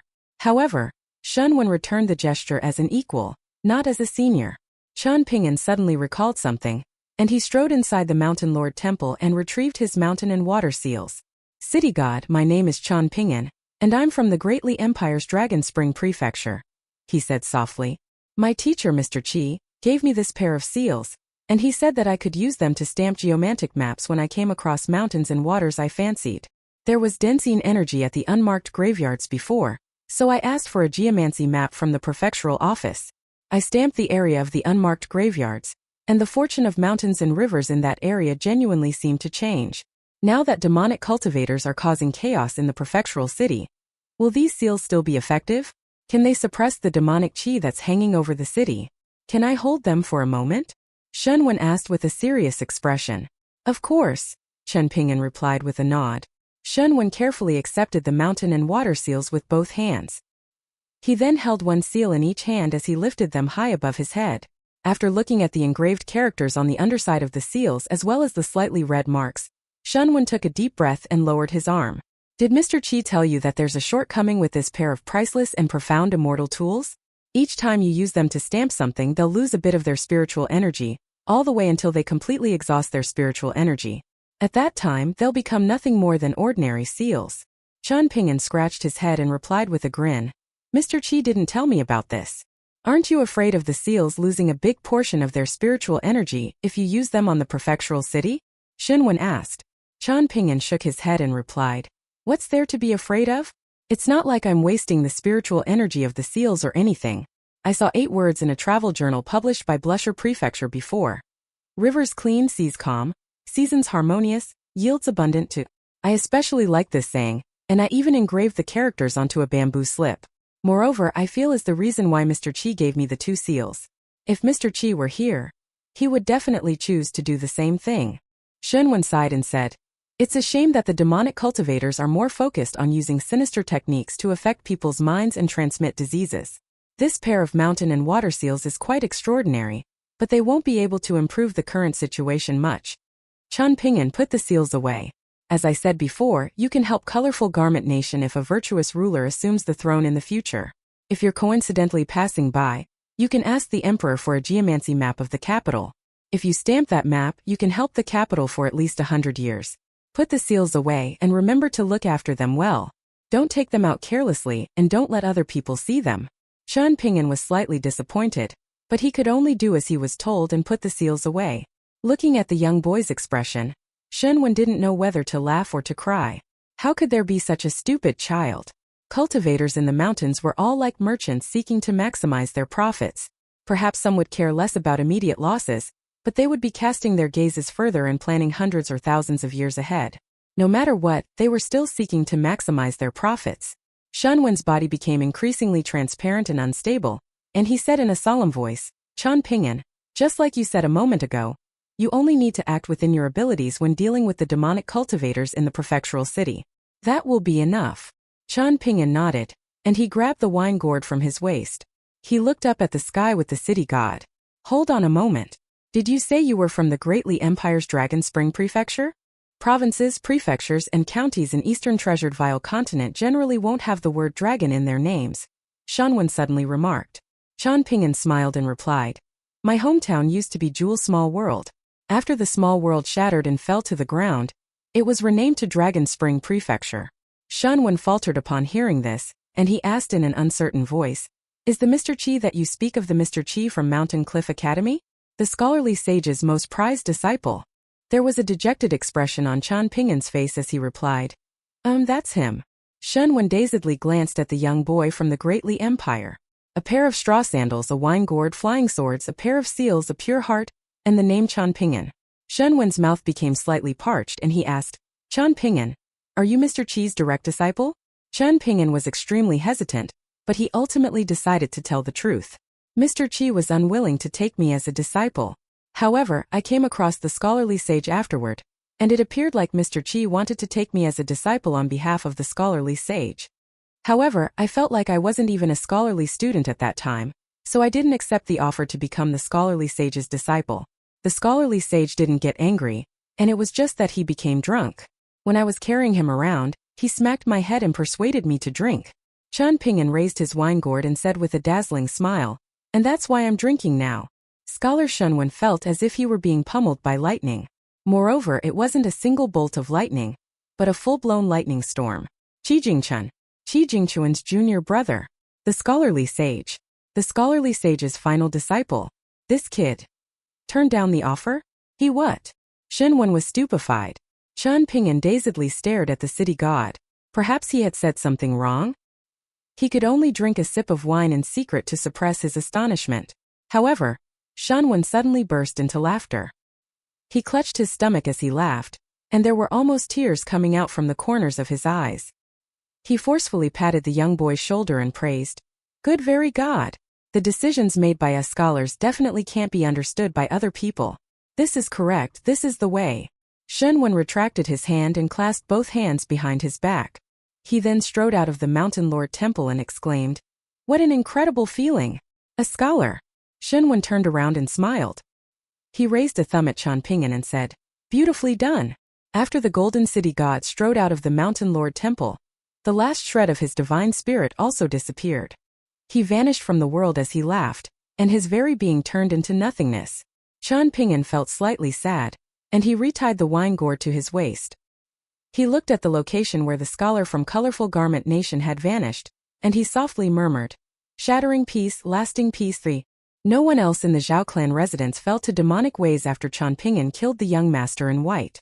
Even though Lu Gaoxin continued to throw up, she was still unwilling to retreat to the peaceful prefectural office. Instead, she insisted on following the martial artist with the surname Do around to hunt down the remnant demonic commoners. When they arrived at a firewood shed, the door was tightly shut. The martial artist frowned and kicked the door open, only to see a little boy who was 8 or 9 years old. There were piles of firewood behind him. "Move aside. Those who have fallen to demonic ways can't be saved," the martial artist commanded calmly. The little boy pursed his lips and vigorously shook his head. There was a cold and indifferent expression on the martial artist's face as he strode over and placed a hand on the little boy's head. With a swing of his arm, the little boy was thrown backward where he crashed into the wall. The martial artist then used his saber to push 2 bundles of firewood aside, revealing a skinny little girl with sickly yellow skin. She was tightly bound by ropes, and blood continued to flow from one of her eyes. Meanwhile, her other eye was undamaged and the same as normal people. Her lips were also pale and trembling. The martial artist raised his saber and was just about to slash down. However, the little boy picked himself up with much difficulty and grabbed a machete. He then charged over and stood in front of the little girl, shouting through gritted teeth, "I'll kill you if you dare to hurt her." He was surprisingly using the official dialect of the continent. Sure enough, the Zhao clan was the largest and most powerful clan in Blusher Prefecture. Even a young servant in their residence was fluent in the official dialect of the continent. The martial artist snickered and spat. "Foolish brat. Do you know that your idiotic kindness might result in the deaths of hundreds of people?" The little boy was skinny and his clothes were thin, but there was unwavering determination in his eyes as he shouted, "I don't care. I'm going to protect Luan Luan." The martial artist kicked the machete-wielding little boy aside and viciously swung his saber down at the pitiful little girl. The chimes of silver bells sounded, and the saber that shattered numerous golden flowers suddenly flew over. The martial artist's saber strike was brought to a halt. However, it still left an inch-long gash on the little girl's forehead. The martial artist wasn't angered by this, and he simply turned around to look at the young girl. "Lu Gaoxin, are you able to save her?" he asked. Others might not know about the serious implications of falling to demonic ways, but are you unaware of this as a successful qi refiner? What, are you going to personally kill this little girl when things reach a hopeless state? Lu Gaoxin's face was as white as a sheet, and she replied with trembling lips, "I can't bear to see her die." The saber-wielding martial artist scoffed and said, "Maybe I killed those demonic people too quickly when we were fighting in front of the Zhao clan residence? Perhaps young Mistress Lu didn't see them feeding on the flesh and blood of other innocent people." The little boy stood up with much difficulty again. and he was no longer able to hold the machete properly due to the agonizing pain coursing through his body. The machete feebly shook in his hand. He looked at the martial artist and shrieked, "Bastard, why don't you kill me first if you're so capable? Do I need any capability to kill you?" The martial artist sneered. He was just about to swing his saber down again. The rims of Lu Gaoxin's eyes were red as she turned her head around. She couldn't bear to look. "Hold on," someone suddenly said from outside the shed. 1. A line from a no-title, poetic style, poem by Li Shangyin, a Chinese poet and politician of the late Tang dynasty. This line refers to lovers far apart thinking about each other. As explained in an earlier note, the horns of rhinos were viewed as spiritual and a symbol for tacit understanding/comprehension. 2. These descriptions are painting the picture of a peaceful and harmonious age. The martial artist whose back was facing the door thought for a moment. He surprisingly sheathed his saber, and he turned around and cupped his fists at the person. He smiled and said, "Since you are willing to take responsibility, esteemed immortal, I'll leave the matter here to you." As it turned out, it was Chun Ping'an who had just returned to the Zhao clan residence. He nodded at the martial artist in acknowledgement.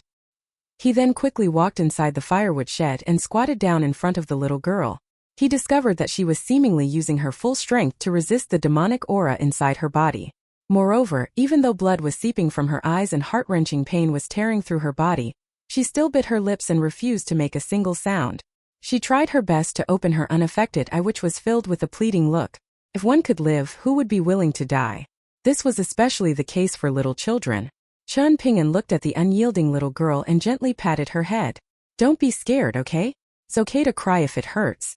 Everything will be okay," he consoled in a gentle voice. The little girl looked up, and she faced the smiling young boy with her small face that was half drenched with blood. She immediately burst into tears.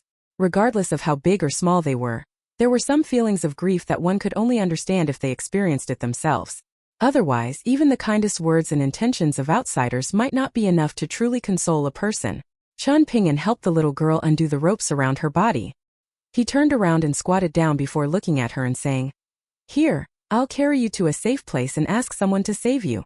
After two small and ice-cold hands grabbed onto his shoulders, Chun Ping'an turned to the machete-wielding little boy and asked with a smile, "Can you please tie us together with some ropes? I'm afraid that I won't be able to look out for her if I come across other troubles on my way. However, you need to be quick. Can you do this?" "I can." The little boy tossed the machete aside and crudely wiped his tears away. He then hurriedly ran over to Chun Ping'an and the little girl and adeptly tied them together using a rope. Chun Ping'an slowly stood up and said to Lu Gaoxin and the martial artist, "I'm going to bring this little girl to the prefectural office first. Her treatment can't be delayed any longer. I'll ask around to see if there's anyone who can save her.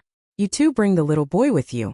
If there are still lingering dangers and problems inside the Zhao clan residence, Lu Gaoxin, can you bring him outside the residence first? Is this okay?"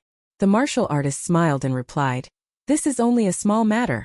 Young Mistress Lu can bring him outside first. I can look through the Zhao clan residence by myself." Chun Ping'an turned to the little boy and said, "Be careful. I'll come back to tell you the result no matter what it is, okay?" The little boy nodded vigorously as he raised an arm to wipe the tears from his face. Chun Ping'an dashed out of the firewood shed with the ice-cold little girl on his back. He leaped onto a wall, and with a few graceful bounds, he quickly arrived on top of the tall walls surrounding the prefectural office. The hidden archers recognized Chun Ping'an now, so they didn't draw their bows and aim their arrows at him. They allowed him to freely enter the prefectural office and head to the main hall. Meanwhile, Lu Gaoxin led the little boy out of the Zhao clan residence. The little boy appeared extremely anxious and uneasy as he asked, "Big Sister Immortal, can your friend truly save Luan Luan?" This was the first time that someone had referred to Lu Gaoxin as Big Sister Immortal. Naturally, she was taken aback. She squeezed out a smile and replied, "I'm no Big Sister Immortal. Rest assured, that old immortal is a genuine immortal from the mountains. If someone can save her, that's him. However, if he doesn't manage to save her, you can't blame him either, understand?" The little boy gave a tearful nod. Lu Gaoxin patted his head and sighed softly. Chun Ping'an entered the main hall. Apart from prefectural overseer Lu, there were two other chi refiners responsible for guarding the prefectural office present. One was an old woman with a long sword and a cloth pouch by her waist. The other person was an old man with a silver calligraphy brush hanging by his waist. It was said that he was an itinerant cultivator from near Blusher Prefecture. He was at the third tier, and he had never joined an immortal force. He had simply relied on fated opportunities and hard work to reach his current level. Perhaps chi refiners at the 3rd tier wouldn't even dare to breathe too loudly when walking around Dragon Spring Prefecture in the Great Li Empire. However, this cultivation base was enough for a cultivator to act as they pleased in the provinces and prefectures of small nations. Qian Ping'an roughly explained the situation to Prefectural Overseer Lu and the 2 chi refiners. He had already untied the rope and carefully placed the little girl on a chair. Is there any way to save this child? There was a displeased expression on the old woman's face. Seeing that Prefectural Overseer Lu didn't speak, however, she didn't say anything either. After all, it would be bad for her to supersede the Prefectural Overseer's opinion. She humped coldly and remained standing in the same spot. In fact, she even closed her eyes to ignore the situation. However, the old man briskly walked over to the chair and squatted down. He reached over to hold open the little girl's bleeding eye, and he said in a solemn voice, "This little girl has good cultivation aptitude. She has a pair of innate yin-yang eyes, which allow her to easily observe the circulation of spiritual qi in the yang world. She can easily see ghosts and other yin entities at night as well." Initially, she had the opportunity to set foot on the path of cultivation. However, this pearl was covered by dust, and she was unable to come across a good judge of talent. It's because of this that she's now suffering such a tragedy. Her yin eye has transformed into a resting place for the demonic aura, and it can be viewed as a miniature unmarked burial ground where a foul stench permeates. Even strong young men with abundant yang energy would wail in pain if they are to suffer such a tragedy. What a pitiful little girl. The old man carefully observed the blood around the rims of the little girl's eye as he took her pulse. She has a strong will to live, and she desperately needs mystical pills and medicines that are filled with yang energy right now. No, even high-grade pills of this sort won't be able to erase the concentrated demonic aura in her yin eye. This is a difficult situation, a very difficult situation.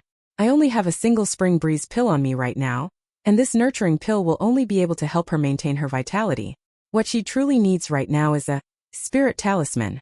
Moreover, it must be a high-grade spirit talisman that can draw the spiritual energy from her yang eye into her yin eye. Only with yin and yang being balanced, and only with a bit of perseverance and fortune will the little girl have a chance at survival. However, where are we going to find such a spirit talisman?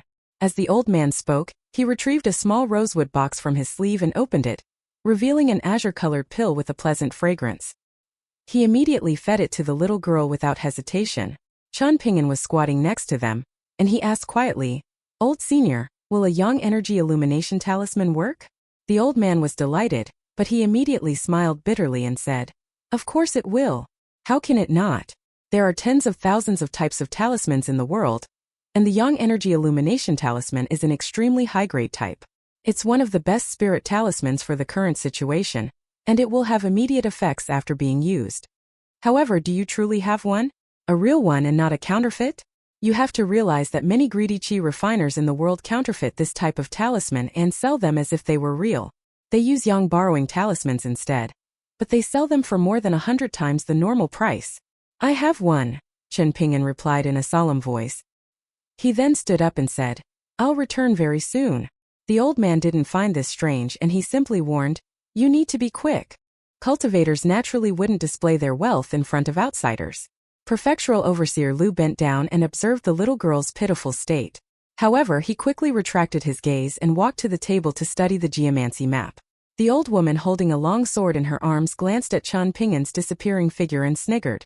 Qian Ping'an hurriedly found a quiet corridor and stood with his back to a column. He sat down cross-legged, and he retrieved 2 items from his pocket treasure 15th. It was the wind and snow awl and a gold paper talisman that Li Shixing had given him. After fighting with Ma Kuxuan in the street, battling against the ghosts in the city god pavilion, and suppressing the golden city god who had fallen to demonic ways, Qian Ping'an's body and soul were already at their limits. Just like Lu Gaoxin had thought, what he needed the most right now was a good rest. This was much like climbing a mountain. The first half of the journey might be easy and relaxed, but the higher up one climbed, the more difficult and tiring it would become. In the end, even taking a single step would feel as if one were trying to carry a mountain on their shoulders. Qian Ping'an took a deep breath and bent down. His vision was slightly blurry as he held the wind and snow awl which had the words "writing as if assisted by the gods" engraved on it. He lightly shook his head and thought back to the time when he had been an apprentice in his hometown's dragon kiln. When molding and firing pottery, it was critical that one didn't make any mistake no matter how small. This was because a single mistake might transform a porcelain piece from an imperial grade 1 to a trash grade 1. Chen Ping'an tried his best to stabilize his breathing. He then relied on a breath of martial artist true qi to start drawing the talisman. The qi and aura of qi refiners could be unceasing and continuously cycling. Even though drawing talismans also required one to finish it in a single breath of qi, this was still much easier for qi refiners compared to pure martial artists. Chen Ping'an's bridge of immortality was already shattered, so it would take him a huge amount of effort and energy to draw a talisman that was filled with spirit.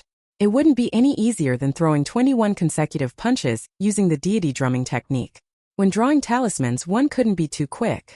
However, one couldn't be too slow either. In a quiet corridor where there was no one else, Chen Ping'an held the wind and snow all in his hand and bent down to draw a talisman with steady strokes. However, blood was slowly flowing from the 7 orifices on his face. Was worth it to use a golden talisman, the value of which he already knew, on a little girl whom he had never met before? Chen Ping'an had never even considered this. Would he feel pained by this afterward? With how miserly Chen Ping'an was, he would definitely feel pained by this. However, that was something for the future, so he would deal with it then. If worst came to worst, he would simply drink away his troubles. A young energy illumination talisman was drawn on a gold paper talisman. Complete. Chen Ping'an wiped the blood from his face and sprinted to the main hall of the prefectural office with unstable steps. The old man faltered when he accepted the talisman from Chen Ping'an, and there was a look of incredulity on his face. The spiritual energy in the talisman was so abundant that it looked about to burst out from the golden paper. The old man appeared a little uncertain and he asked, "Then I'll use it, okay?" "Use it." Chen Ping'an replied with a nod. The old man squatted down with the yang energy illumination talisman between his fingers, and he softly commanded, "Talisman activate." The golden talisman remained quiet and unmoving. The old man was extremely embarrassed, and his face was flushed red as he channeled all of the qi in his body. Only then did the golden talisman roar to life. However, it didn't combust and disintegrate into dust, but instead released a large orb of golden spiritual light. Prefectural Overseer Liu, who didn't understand the true implication and mystical nature of this, clicked his tongue in wonder. Meanwhile, the old woman's eyes almost bulged out of her head. The old man didn't dare to be careless. He forcefully channeled his qi again, and he raised his other hand and held his index finger and middle finger together. Pointing at the dense orb of golden light that was flowing like water, he chanted, "Separate yin and yang fuse water and fire."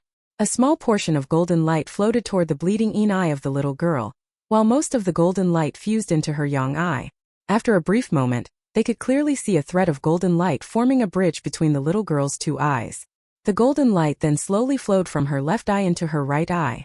The little girl bit her lip apart in pain, and her hands were tightly wrapped around the armrests of the chair. Her small and skinny body convulsed violently, and her face was also contorted in agony. Chen Ping'an gently grabbed one of her hands. Regardless of whether she could hear him or not, he still quietly consoled her, saying, "Hang in there, you'll definitely live. Staying alive is the most important thing. Believe in yourself, and understand that everything will be possible as long as you stay alive." The old woman was unable to contain her curiosity. She walked up behind the old man and Chen Ping'an, and she looked down and carefully observed the thread of golden light flowing across the bridge of the little girl's nose. The old woman smiled and said, "Sure enough, you're a sword immortal who's achieved great success in cultivation." Her face was filled with wrinkles, and she appeared as old as could be.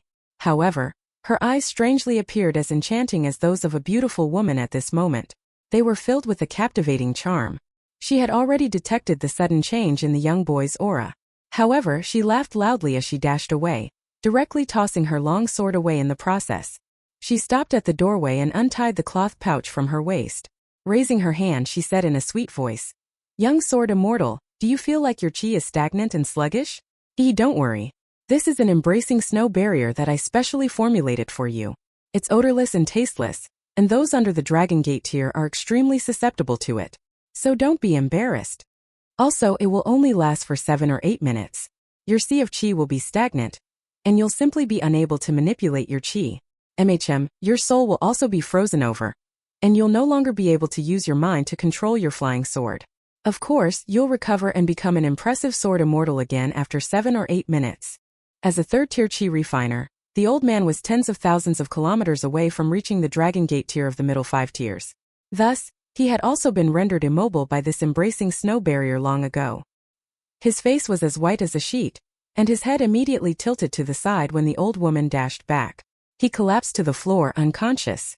Fortunately, he had already finished treating the little girl. Otherwise, the two of them might have been killed together. Of course, this outcome was because the so-called old woman was being extremely cautious. Her true target was the young boy with the wooden sword scabbard on his back.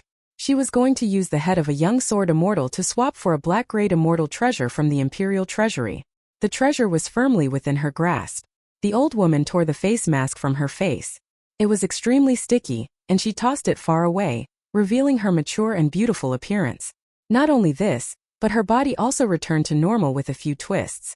She was slender and shapely, and she was none other than the Scorpion Lady, the chi refiner from ancient Elm Nation. She was extremely skilled at using poison. She turned around and said with a smile, "Brother Do, it's your turn now. My body is feeble, and it's nowhere near as powerful as yours. As the pagoda leader of the case purchasing pagoda, you'll be able to hang in there, even if you're stabbed once or twice by the flying sword of a sword immortal. Even though the sword immortal is already like an ordinary person right now, who knows whether he's hiding any trump cards? I definitely can't withstand any such thing." The martial arts grandmaster with the surname Do slowly walked over to the doorway. He looked at the young boy who had stood up, and his face was expressionless as he said, "Chen Pingyan, I'm sorry about this. Our imperial preceptor wants your head. If we had met in the cultivation world, perhaps we could have even enjoyed a drink together. However, that's already impossible now. All three of you have to die." Chen Pingyan pursed his lips and remained silent as he looked at the man and woman standing at the doorway. It was as if he were saying, "Just then you said that cultivators from the mountains are immoral and think nothing of human lives. However, people from outside the mountains don't appear much better." The martial artist simply dismissed this with a smile. He unsheathed his saber and strode inside the main hall saying, "I'll help you finish the wine in your gourd later." Prefectural Overseer Lu was baffled and at a complete loss. What in the world was going on? Chen Pingyan remained standing in the same spot. Not long ago, Ma Kushuan's teacher, the sword cultivator from True Martial Mountain, had killed an assassin from ancient Elm Nation. Now, two of them had appeared in front of him at the same time. However, he didn't know whether there was a fourth. Chen Pingyan finally spoke. "Since you've already seen my trump cards." He paused for a brief moment, and he suddenly smiled and continued, "First 15th, we can be a little flashier this time." The poisonous beauty from ancient Elm Nation clicked her tongue in wonder and remarked in amusement, "Young sword immortal, are you still going to struggle in vain? Do you know that the pagoda leader of Case Purchasing Pagoda has the title of Thousand Faces? Do you know that he's most skilled at dealing with middle 5-tier immortals from the mountains? He might not be able to enjoy an advantage during normal times, but it won't be hard for him to snap your neck within 7 or 8 minutes today." Chen Pingyan couldn't be bothered responding to the woman's unpleasant remarks. He quietly rested and nursed his chi. A streak of dazzling white and a streak of dark green flew out from Chen Pingyan's sword nurturing gourd and hovered to his left and right. The woman was astonished and she exclaimed in a quivering voice, "How is this possible? How can you still summon your flying swords?" Even the saber-wielding martial artist who had seen and experienced many things before had no option but to stop. He no longer held his saber with a single hand. Instead, he held it with both hands. Chen Pingyan looked to his left and right. He smiled at his two flying swords and asked, "How about we fight together? Kill the talkative one first. I'll deal with the quieter one." The pagoda leader of Case Purchasing Pagoda was renowned in several nations for his assassination skills. However, he wasn't willing to recklessly advance at this moment. Chen Pingyan had already dashed forward, and the tiles under his feet shattered as he stomped on the floor and shot forward. At the same time, the snow-white flying sword and the dark green flying sword drew two beautiful arcs in the room, as they instantly shot past the saber-wielding martial artist. The woman shrieked and leaped into the sky with a tap of her foot. She was just about to flee. She never wanted to see this young freak again.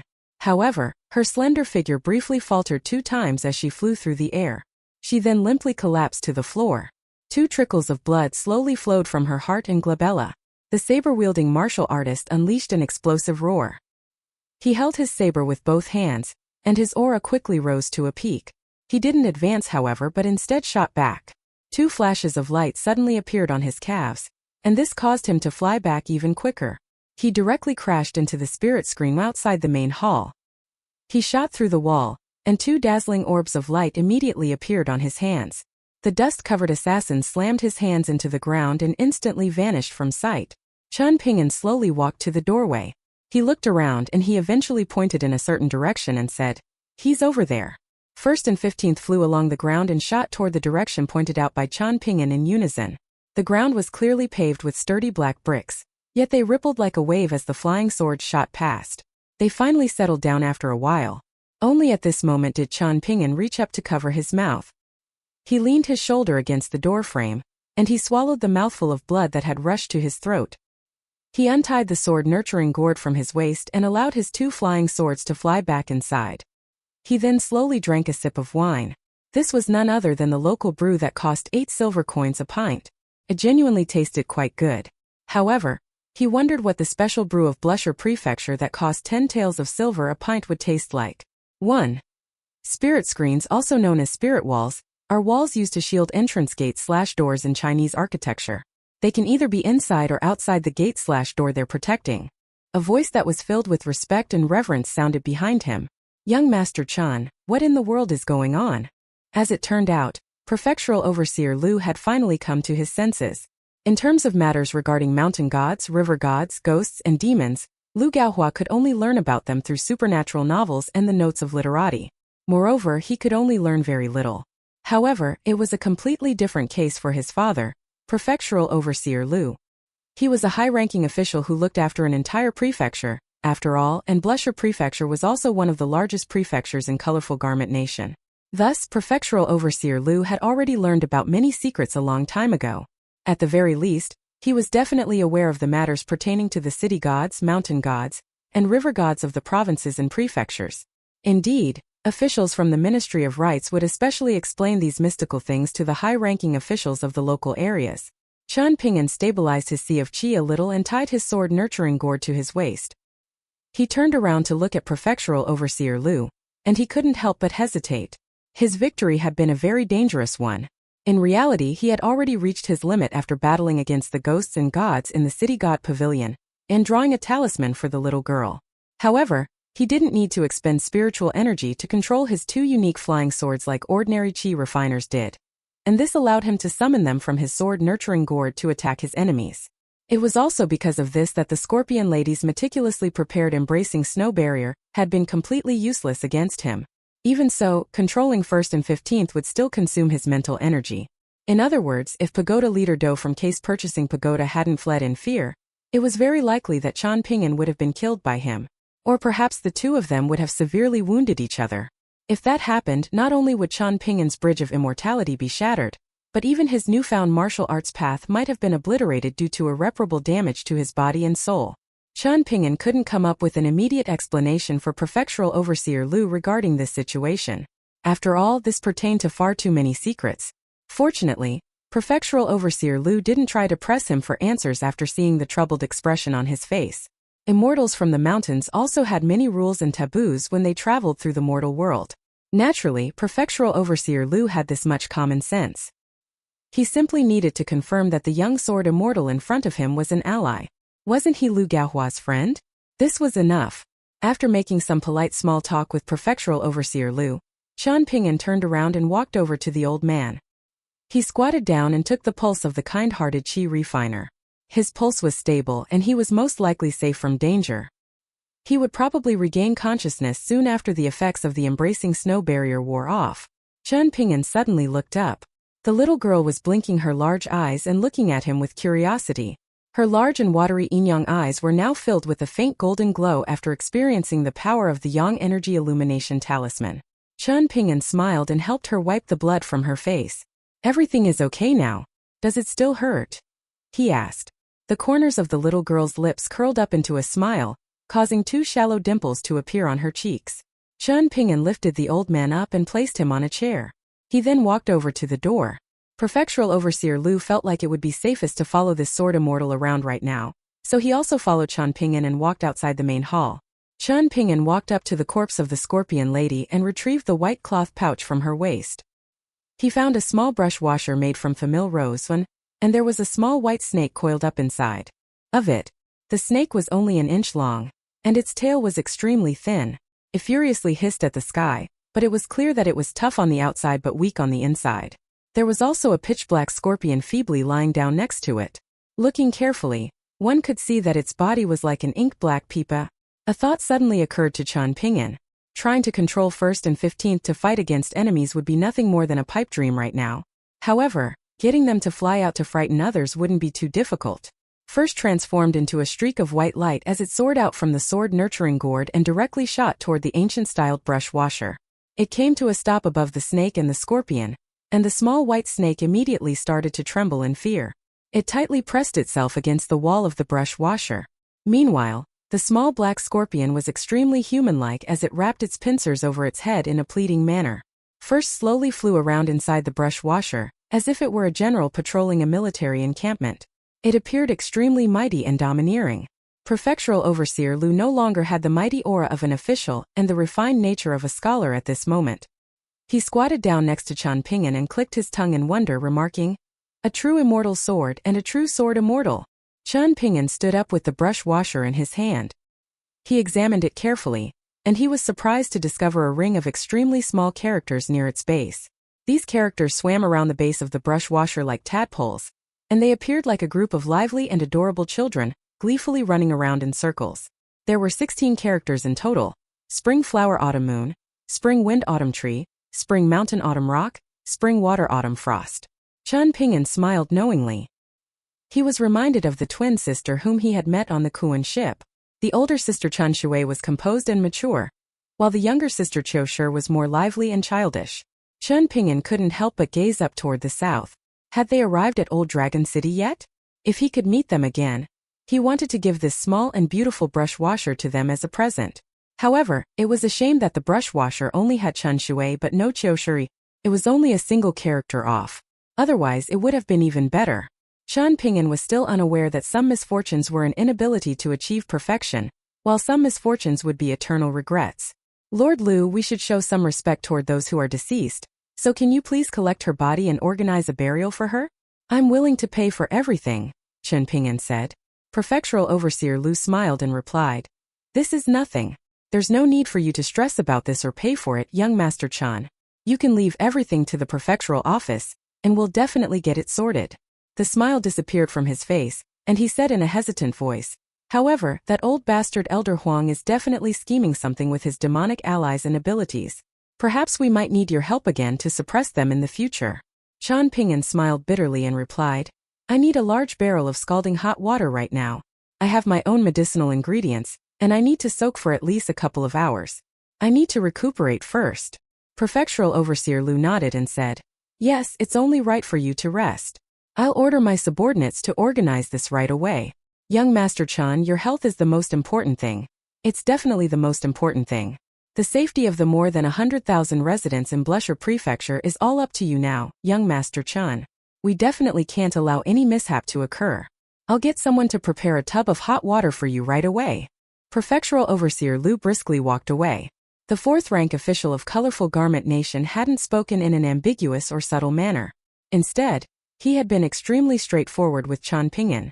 No matter how unfamiliar Qian Pingyan was with the imperial court or officialdom, he was still able to easily understand Prefectural Overseer Lu's intention. He couldn't pat his chest and promise anything, but at the same time he also couldn't turn around and leave at this critical moment. He could only smile bitterly and remain silent. Apart from delivering the sword to Ning Yao, Qian Pingyan treated everything else with an attitude that could be described with 4 words: act within my abilities. He had dealt with the Golden City god, Shan Wan, in this manner, and he was going to deal with the prefectural overseer of Blusher Prefecture in the same manner. In the end, Qian Pingyan climbed into a large tub of medicinal water in a quiet and elegant room. These medicinal ingredients were from Wei Bo.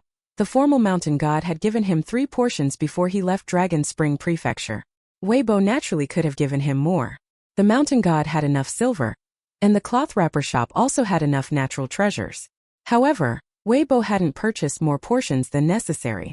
At the time, he had joked that purchasing more would be a bad omen. After all, giving Qian Pingyan too many portions of medicinal ingredients would be akin to wishing him bad luck. He wished that Qian Pingyan would have a safe and smooth sailing journey, where he didn't get wounded more than 3 times. Giving him 3 portions of medicinal ingredients was a form of wishing him good luck. Qian Pingyan asked Prefectural Overseer Lu to keep things a secret for him when he entered the room with the prepared tub of hot water. He didn't want others to find out that he was a so-called sword immortal. Prefectural Overseer Lu happily agreed to his request. In fact, it was almost as if he wanted to make a vow.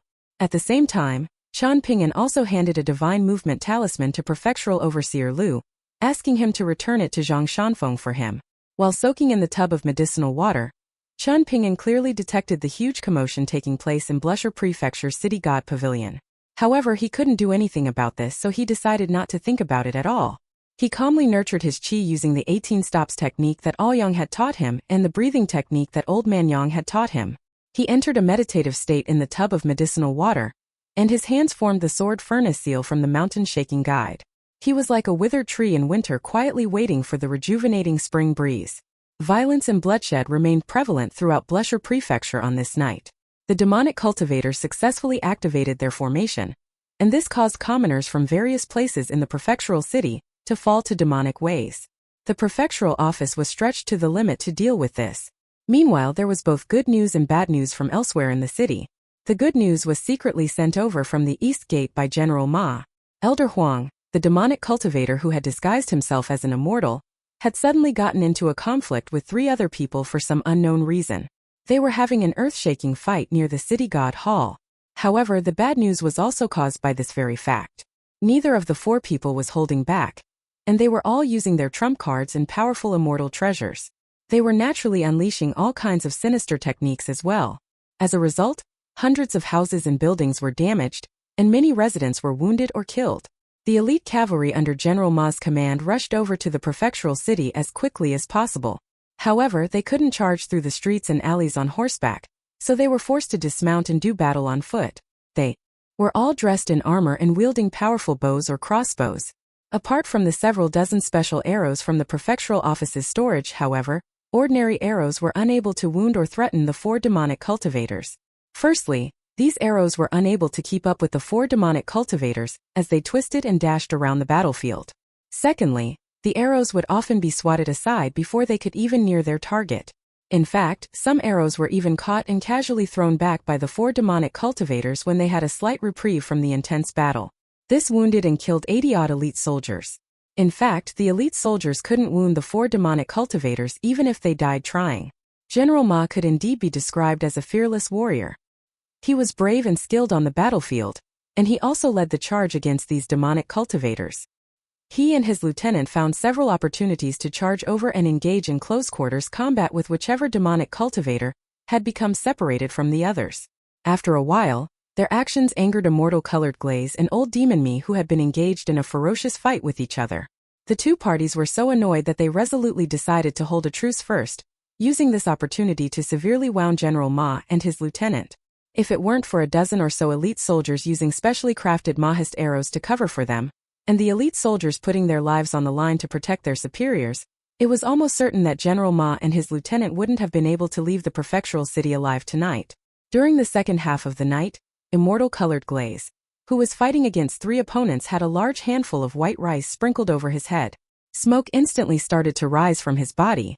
In just a few moments he was a bloody mess with countless holes burned into his flesh. He had no option but to dive into the ground using an earth movement technique. His 3 opponents started to scour the area for him. If they came across any guards or soldiers who dared to obstruct them, they would immediately lash out and kill them without mercy. Dawn arrived, and Qian Ping'an walked out of the room after stepping out of the bathtub and getting dressed. What greeted him was the sight of Lu Gaoxin nodding off on a small stool at the end of the corridor. The young girl was only in shallow sleep, so she quickly woke up after detecting Qian Ping'an's presence. Afraid that she was drooling in her sleep, she hurriedly turned around to wipe her face. In reality, she had only arrived back at the prefectural office a short while ago. After changing into a set of clean clothes, she had come here to guard the door for Qian Ping'an. Lu Gaoxin and Qian Ping'an walked to the main hall together. Qian Ping'an asked her some questions, and he roughly caught up with the events that had transpired in the prefectural city during the previous night. He felt slight disbelief when he heard that the demonic cultivators had gotten into an internal conflict. However, they couldn't have faked their battle. Even though Qian Ping'an was unaware of the reasons behind their internal conflict, he knew that it was a good thing as long as it benefited Blusher Prefecture. Many people had died because of this, but in a battle between demonic entities, collateral damage was simply inevitable. In Cui Chan's words, this was the attitude of the most powerful entity in the world. Obey me and prosper, or resist me and perish. At the time, the young imperial preceptor in flowing white robes had purposely given Qian Ping'an a hint. However, it was a shame that his hint had gone unheeded. Qian Ping'an hadn't been willing to speculate on the identity of this entity, so the young Cui Chan had been given no option but to reveal the answer himself. He had referred to this entity as the unstoppable momentum of the world. This was the unstoppable momentum of the world. The young Cui Chan had also said that the prosperities and vicissitudes in the world were determined by the trend of some unstoppable momentum. Qian Ping'an had been completely uninterested in Cui Chan's profound and mystical musings. This was because he hadn't understood them at all. At the same time, he had been afraid of falling victim to Cui Chan's tricks. Even though Lin Shuyi, Li Huai, Yu Lu, and Xianxia weren't especially close with the young Cui Chan, it was very likely that they all felt a sense of respect and reverence toward him from the bottom of their hearts. In fact, they probably felt some measure of admiration toward him as well. Of course, only Li Baoping, the little girl in the bright red jacket, was different. She definitely didn't feel these emotions toward Cui Chan. Instead, it was the young Cui Chan who was fearful of her. Through his conversation with Lu Gaoxin, Qian Ping'an was able to learn about the numerous battles that had plagued the prefectural city last night, including Su Yuanxia and Zhang Shanfeng. Many powerful cultivators from the mountains and from outside the mountains had fought to suppress the demonic commoners all over the city. Each time they returned to the prefectural office, they would treat their wounds and rest for a short moment before rushing out to help again. During this time, Su Yuanxia and Zhang Shanfeng had even come across a young, but elite demonic cultivator. This person was most likely one of the key members responsible for setting up the demonic formations. The two sides had fought for less than 10 minutes, but their battle had been riddled with perilous danger. A large chunk of flesh had been torn off Su Yuanxia's shoulder by the young demonic cultivator, who had fought with his bare fists. It was only after Taoist Chong Miao had hurried over with his copper-armored warrior that the vicious demonic cultivator had been forced to retreat. Moreover, Lu Gaoxin's older sister and older brother had already left the city safely, yet they had suddenly returned again for some unknown reason. Lu Gaoxin's master, the old aide, had also accompanied them back. They had held a long discussion with her father behind the closed doors of his study, and her master had then brought her older sister and older brother to the backyard. It was as if they had encountered something extremely strange. Moreover, they seemingly couldn't decide whether this was a good thing or a bad thing. If it were good, then everyone would be happy. If it were bad, then all would be finished. In any case, neither Lu Gaoxin's father nor her master wanted to involve her in this matter. She had been rushing around the prefectural city to fight against the demonic cultivators and commoners anyway, so she hadn't had the time to think too much about this matter either. Apart from this, there was also the matter regarding the little girl that Qian Ping'an had rescued from the Zhao clan residence. She and the stubborn little boy had both been settled down in the prefectural office for the moment. When Qian Ping'an and Lu Gaoxin approached the main hall, they immediately noticed the somber aura hanging in the air. They hurriedly walked inside, only to discover the stench of blood filling the hall. An elderly Taoist with tattered robes was slumped in a chair. His hair was disheveled and his face was bloodied, and there was also blood flowing from a chest wound. He was covered in wounds, so many that it was almost impossible to bandage him up. He was in a miserable state, and was barely able to draw breath. Prefectural Overseer Lu, Su Yuanxia, Zhang Shanfeng, and the elder who had a calligraphy brush hanging by his waist were all standing around the old Taoist priest. The old Taoist priest who had helped the little girl last night weakly shook his head. There was pain and guilt on his face. Prefectural Overseer Lu also heaved a long sigh. The dying old man was none other than Taoist Chong Miao, the person who had appeared to everyone as arrogant and sordid in the beginning. The old Taoist priest experienced a period of terminal lucidity, and his murky gaze brightened up for a moment. He looked up at Prefectural Overseer Lu and chuckled. Lord Lu, if the esteemed immortals from the spiritual Horn Force manage to eliminate the demonic cultivators and save Blusher Prefecture, then I'll leave my family of several dozen people in your care. I'll have to trouble you, the parent official of the prefecture, with the task of looking after them. Prefectural Overseer Lu nodded and replied in a solemn voice. Please rest assured, Taoist Chong Miao. Even if I'm not holding office in Blusher Prefecture in the future, I'll still inform the new prefectural overseer of the events that occurred today. I'll tell them about your contributions to Blusher Prefecture. Whatever the means, I'll definitely ensure the safety of your family. Taoist Chong Miao cupped his fists with much difficulty. He then turned to the young Taoist priest Zhang Shanfeng. The rims of the young boy's eyes were slightly red. Taoist Chong Miao smiled and said, Zhang Shan, if it weren't for you being foolish and rushing in with no regard for your own safety, Perhaps I would have been killed by them right there and then. Not only that, but the demonic cultivator might have fled as well. If it weren't for you, how could I have performed the great feat of killing a demonic cultivator? The old Taoist priest started to cough. His coughing became increasingly severe, and everyone persuaded him not to speak anymore. Old Taoist priest, should I get someone to call your descendants and juniors over? Xianxia asked in a soft voice. Taoist Chong Miao nodded in reply. Prefectural Overseer Lu immediately went over to talk to his subordinates, telling them to inform the close relatives of Taoist Chong Miao about the situation as quickly as possible. While he still had some energy and consciousness, Taoist Chong Miao silently calculated the time it would take for his descendants to rush over here. He then quietly rested for a while before looking around at everyone and slowly saying with a smile, I'm actually well aware of the fact that you guys held contempt toward my decision to take advantage of the dire situation for personal gains before.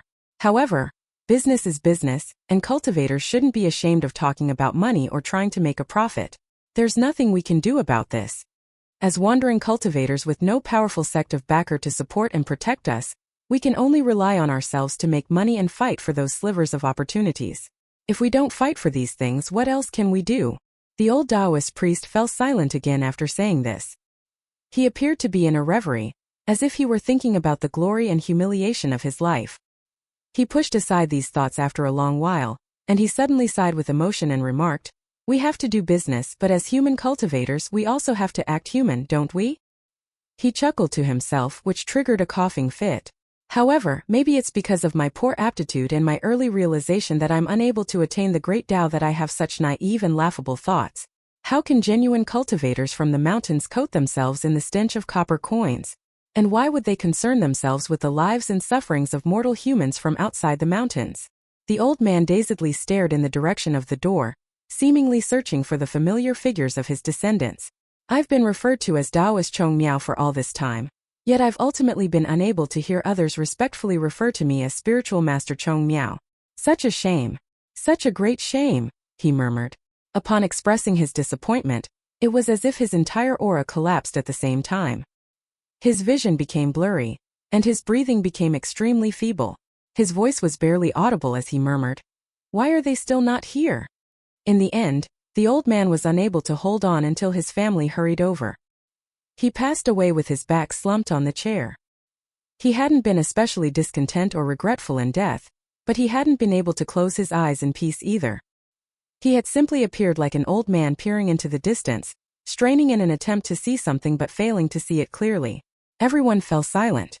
Chun Ping'an walked over and helped to clean the blood from Taoist Chong Miao's face. Soon after he finished this, the descendants from Taoist Chong Miao's family finally rushed over. There were more than a dozen of them, and there was a mixture of young, elderly men and women. Prefectural Overseer Lu roughly recounted the situation to them. Of course, he also told them about his promise to the old Taoist priest. Taoist Chong Miao's eldest son was a middle-aged man with a large belly, and he naturally expressed deep gratitude toward Prefectural Overseer Lu. Meanwhile, most of the women in the family were sobbing in grief. However, a little boy who was a tad over 10 years old suddenly charged forward and furiously roared, Why did only my grandpa die? There was rage and resentment on the little boy's face, and his gaze was like that of a jackal as he widened his eyes and roared, Answer me. Xianxia furrowed his brows. Zhang Shanfeng turned around to look at the pale old man who had already passed away. He sighed to himself. There were times when giving a truthful answer would be even more hurtful. In the beginning, the old Taoist priest had actually wanted to obtain all of the battle merit for himself. It was because of this that he had fallen prey to the demonic cultivator, who had purposely shown himself weak. He had rashly advanced and fallen into grave danger. If it hadn't been for him and Xianxia risking their lives, the outcome would have been even worse. However, while it was true that Taoist Chong Miao had his personal interests, this was nothing more than human nature. He had fought from last night all the way until today morning, and all the way until his heroic death. This definitely couldn't be explained as simply doing business. As a resident of Blusher Prefecture, the old Taoist priest definitely wouldn't have fought for his hometown with his life on the line if he hadn't felt a sincere attachment to this place from the bottom of his heart. Human emotions and worldly affairs were the most difficult things to explain using reason. Wanting to break down all matters and explain them using reason was like attempting to separate alcohol from liquor. It would become bland and tasteless. The utterly enraged little boy pointed at everyone and yelled, All of you are murderers. The middle-aged man with a large belly, the eldest son of Daoist Chong Miao, hurriedly told his wife to drag their crazed son away. He then apologized to Prefectural Overseer Liu and the others. Prefectural Overseer Liu appeared unfazed, and he replied that one shouldn't take offense at a child's babble. In fact, he even apologized to the middle-aged man, saying that it was his dereliction of duty as the prefectural overseer that had led to this situation. He expressed a feeling of guilt and shame toward Daoist Chong Miao's family, and he said that it was his actions that had led to the loss of a strong pillar of their family. He also promised them that he would personally visit their residence to apologize. However, no one knew what prefectural overseer Liu was truly thinking in his mind. Would the relationship forged by Daoist Chong Miao with the prefectural office be tainted because of this? Heavens knew. And thus, it was often said that it was up to destiny whether one could obtain the blessings passed down by their ancestors or not. Some people could grab it with both hands, while some people could only watch it slip through their fingers. Some people could grab an entire handful while some people could only grab a small sliver. Very often, the person involved would be completely oblivious to all of these mystical happenings. They could only act according to their instincts and true nature. 1. Famille Rose, French for pink family, is a type of Chinese porcelain introduced in the 18th century and defined by pink overglaze enamel. 2. A traditional Chinese string instrument. In a dark alley in Blusher Prefecture, there was a young boy dressed in plain clothes. However, his lips were red and his teeth were sparkling, and his skin was as smooth and delicate as that of a beautiful young girl. He was sitting with his back against the wall, and a dying man in his arms was continuously vomiting blood. There was also a man squatting beside them and keeping a lookout. They were none other than old Demon Mi's disciples, the 3 shop attendants from the rice shop. The young boy was a local from Blusher Prefecture, and old Demon Mi had only taken him as a disciple last year. The senior brother in the young boy's arms was the demonic cultivator who had fought to the death with Daoist Chong Miao and the others. This was as expected of a demonic cultivator. He grinned widely, and the last thing he said before his death was surprisingly this: "Junior brother, do you like me more? Or do you like your second senior brother more?" The young boy gently tilted the man's chin with his fingers. He looked down with deep emotions in his eyes and sobbed, "Of course I like you more." The man retrieved a yellowing book from his robes and shakily handed it to the handsome young boy. When the young boy accepted the valuable book, the man in his arms had already died. The young boy held the book high in the air and turned around, calling out to his second senior brother. The man's attention was almost completely drawn to the valuable book. The young boy suddenly darted at him, with the book still in one hand, and used his other hand to jab at his second senior brother's throat. As it turned out, there was a hidden blade in his sleeve. The young boy stabbed his second senior brother 3 times, completely destroying the man's throat. Blood splattered all over the smiling face of the handsome young boy. The man grabbed his throat with both hands and slumped down against the wall. His eyes were wide with shock and disbelief as he stared at his junior brother, who had suddenly attacked him with such viciousness. The young boy put the valuable book away and reached up to wipe his face. He then wiped his bloodied hands on the clothes of the dying man. He retrieved another book from his second senior brother's robes and giggled, "Second senior brother? I lied to first senior brother just then. I actually like you a bit more. However, I naturally like myself the most." First senior brother always said that those who don't look out for themselves will be destroyed by the heavens.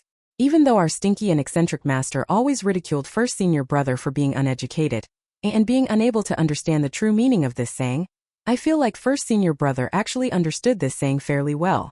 After all, I have the same interpretation as him. In any case, we're heretical and demonic cultivators to begin with, so please don't blame me for doing this, second senior brother. Just treat this as an opportunity to accompany first senior brother in the afterlife. When you enter the afterlife, remember to tell first senior brother that I actually like you a bit more. The man died with misery and regret. However, the young boy continued to bobble his head and murmur. He ran his hands over the 2 corpses, searching for any spirit tools or treasures that he might have missed. He appeared like a young boy who was humming while trimming vegetables for cooking. However, the young boy quickly froze and stopped what he was doing. He retrieved the 2 books from his robes and placed them on top of his head. A voice that the young boy was extremely familiar with sounded from above his head.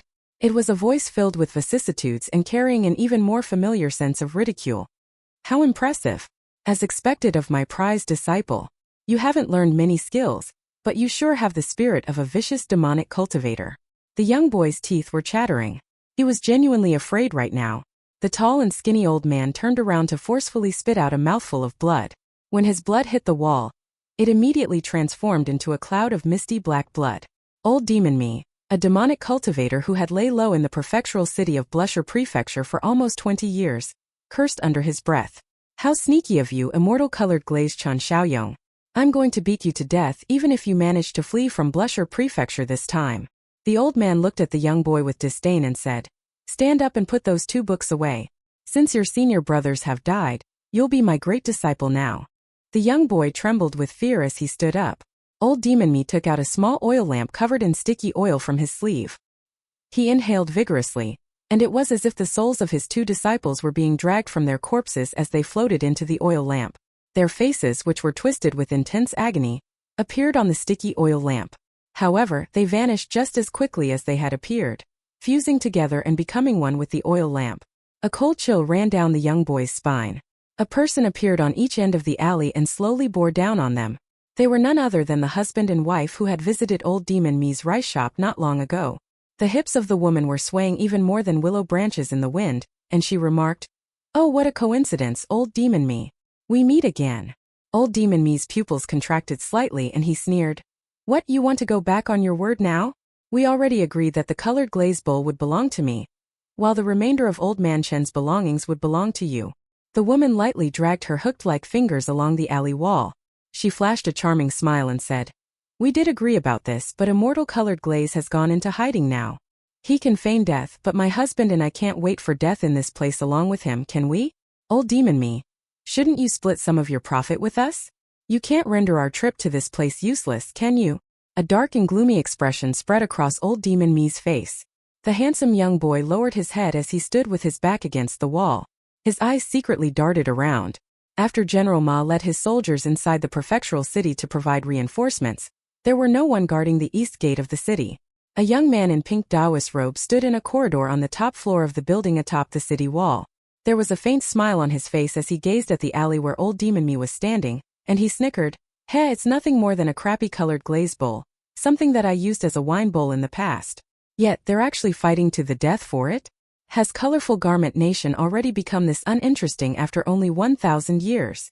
He took a glance at the situation before deciding that he didn't want to waste any more time on it. He focused more of his attention on the prefectural office, saying, Mount Longhu's Heavenly Master Residence. Who would have thought? You sent someone to Blusher Prefecture 200 years ago to place a talisman here, using the form of a Heavenly Master seal. However, due to personal interest, the Emperor of Colorful Garment Nation was unwilling to properly provide it with spiritual energy. Moreover, the appearance of the unmarked burial ground likely messed up the plans of the 2 sides as well. Because of this, I was finally able to break free from the prison. The heavens can ruin even the greatest plans. He held the railing with one hand and used his other hand to form a seal. With Blusher Prefecture as his target, he divined the fortune of Colorful Garment Nation from 500 years ago until now. He suddenly smiled and looked toward the north. He wasn't looking north of just Colorful Garment Nation, but he was instead looking toward the northernmost point of Eastern Treasured Vile Continent. He clicked his tongue in wonder and said, Amazing, what an amazing person. The Colorful Garment Nation has lost a national treasure that's been passed down for many generations, and the spiritual horn force that's been protecting the Colorful Garment Nation for all this time has also been severely affected. Their sect treasure, the colorful immortal robe, has been stolen by someone. How can Ancient Elm Nation and the 2 other neighboring nations remain idle? Taking advantage of someone's plight is a most simple concept. Moreover, complaints are already building up among officials near the capital thanks to the Emperor's long dereliction of his duties. If another calamity befalls the nation, the public will definitely seethe with anger and resentment. Perhaps they'll even cause unrest, and incite a chaotic battle between several nations. The possessed Lu Qiqing nodded and continued, Since this is the great trend of the world, I also need to take a few disciples. He took a step forward, and his body immediately faded before disappearing. In the next moment, he walked into that narrow and dark alley. Old Demon Me and the middle-aged couple were just about to fight to the death, yet they were instantly scared motionless by this person's appearance. The aura of this person was indescribably mighty and domineering. It was as if a few small crustaceans living in a calm and peaceful river had come across a flood dragon whose body took up the entire riverbed. The possessed Lu Qiqing in pink Taoist robes didn't speak any nonsense at all. He casually waved a sleeve, and the middle-aged couple in the alley were directly crushed to death. In fact, not even a speck of dust remained of them. As for their spirit tools, immortal tools, snowflake coins and whatnot, these things were naturally destroyed along with them. The tangled stems and pink lotus flowers on Lu Qiqing's Taoist robes weren't inanimate objects. Instead, they were genuine lotus flowers that lightly swayed about and released a brilliant fragrance. It was as if the pink Taoist robes were a pond of lotus flowers. Old Demon Me had seen many things in his lifetime, but he still couldn't help but sweat profusely. "Esteemed immortal, why didn't you kill me as well?" he asked. The possessed Lu Qiqing smiled faintly and replied, "Do I have to slay demons and safeguard the Tao after putting on this Taoist robe? Am I not allowed to wear it because I like its looks?" Old Demon Me was rendered speechless. Holy fuck. This person is definitely a paramount demonic cultivator. Moreover, he's definitely the legendary type who stands at the peak of the mountains. The possessed Lu Qiqing flicked a finger and sent Old Demon Me flying to the other side of the alley. "Stop being an eyesore. Hurry up and piss off. Also, your disciple is mine now." He clasped his hands behind his back and walked up to the young boy. Looking down, he smiled and asked, "What's your name, young lad?" The handsome young boy slowly looked up and gulped. "Esteemed immortal, my name is Yuan Tiandi," he replied timidly. The possessed Lu Qiqing was slightly puzzled and he asked, "Tiandi as in heaven and earth?" The young boy shook his head. His face was pale, and he was afraid that his head would be smashed into smithereens in the very next instant. However, he didn't dare to lie, so he could only reply truthfully, "My family was poor when mother was pregnant with me, and she still had to work in the fields even when she was 9 months pregnant. In the end, mother accidentally gave premature birth to me while she was working. Because of this, my father named me Tiandi." There was a dazzling smile on the possessed Lu Qiqing's face, and he patted the young boy's shoulder and said, "Then your name is actually pretty good. I like it. You're my disciple from now on. Here, master will give you a welcome present first." The young boy saw his mysterious new master raising a hand and snapping his fingers. A miasma of red demonic energy suddenly materialized in the surroundings and furiously rushed over, fusing together and transforming into a giant red ball. The young demonic cultivator in pink casually rubbed 2 fingers together and caused the giant red ball to shrink and condense into the size of a fist. The possessed Lu Qiqing used his palm to lightly smack the young boy's head. He smiled and said, "Oh, I forgot to tell you. You need to survive first if you want to become my disciple. If you manage to hold on until morning, then you'll be the second powerful member of our great sect." The young boy crashed into the wall and writhed in indescribable agony. It was as if his glabella was splitting apart. The possessed Lu Qiqing was completely unfazed by this. He closed his eyes and took a deep breath.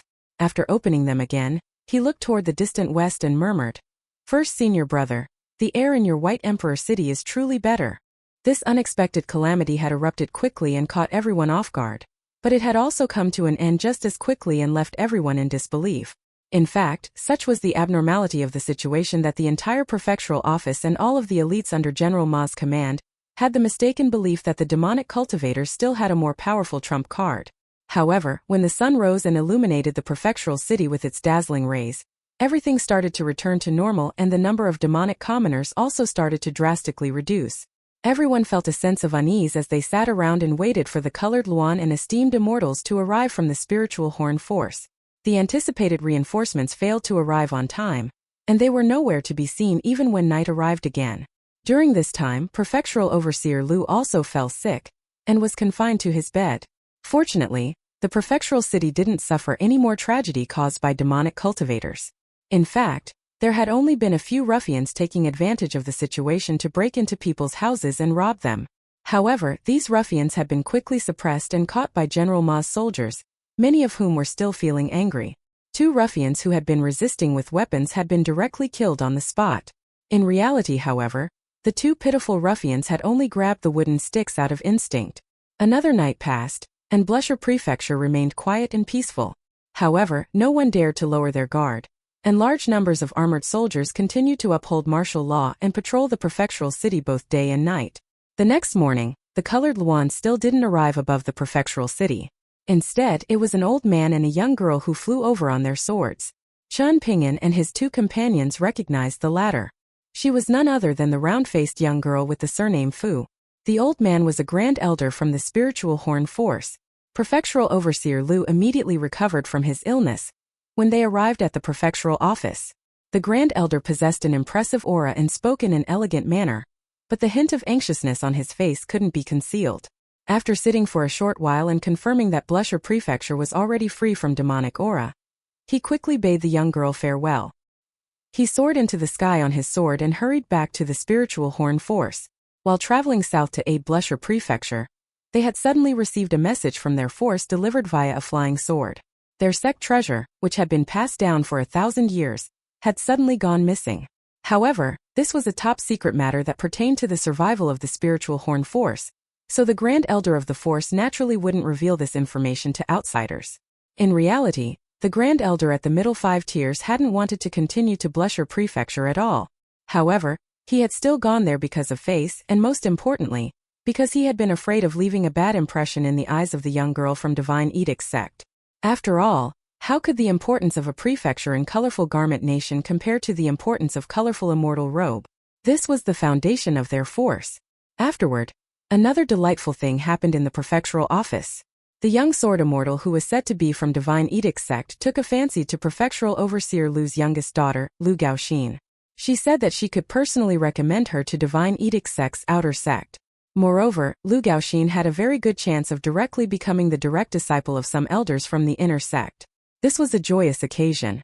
However, only Lu Gaoxin was glum and unhappy about this. She was then scolded by her mom and dad, scolded by her big sister and big brother, and even scolded by her master, the old aide of her father. Even though the round-faced young girl had a surprisingly senior standing in Divine Edict's sect, the leading Taoist sect in the continent, she was genuinely good-tempered and amiable with Lu Gaoxin. This was unlike her aloofness toward Zhao Lu and Yang Huang. She was always smiling when she interacted with Lu Gaoxin, and she even dragged the young girl into the prefectural city to stroll around. She bought some cosmetic products and other things for young girls. This year was unlike last year, when spring had left late and summer had arrived late. This year, early spring came and late spring left, and tomorrow was going to be the beginning of summer. In other words, spring was about to end. Dawn arrived and Lu Gaoxin left the prefectural city.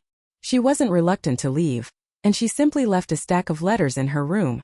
The rims of her eyes were red as she mounted a handsome white horse.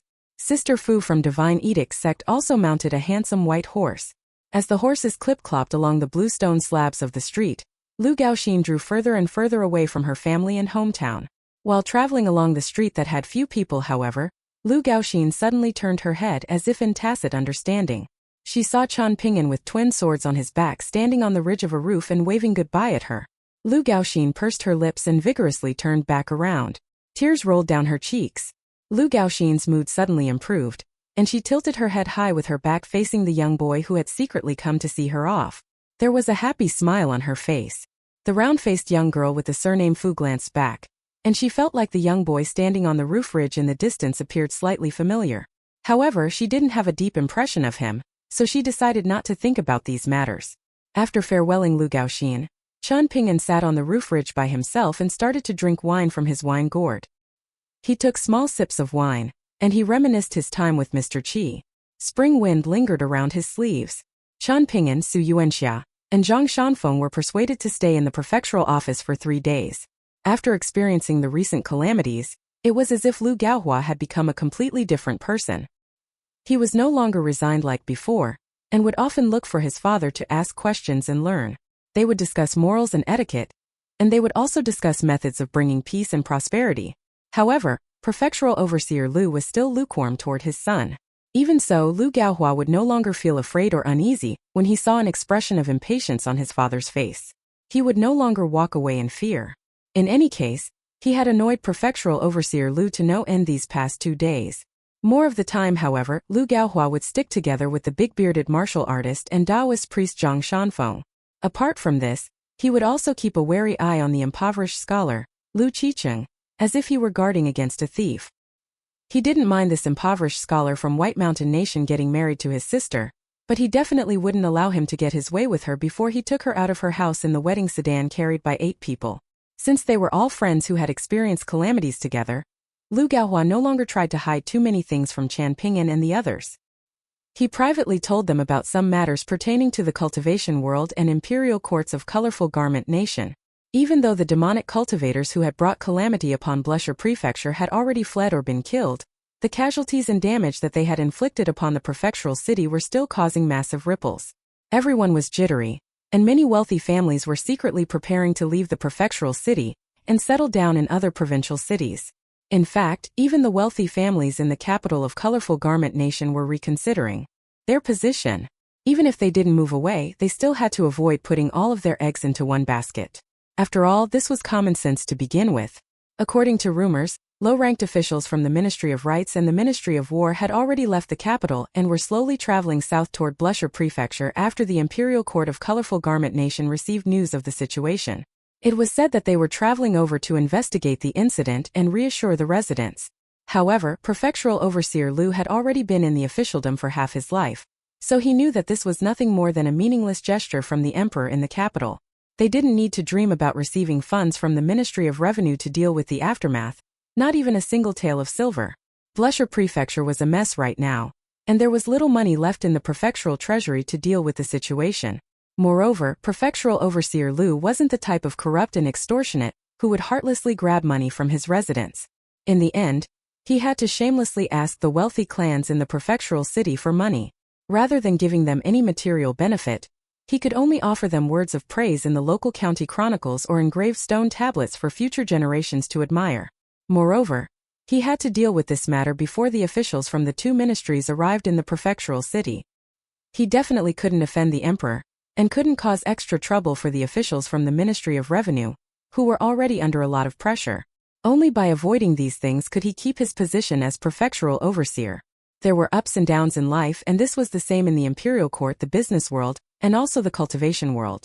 The downs of some people might also lead to the ups of some other people.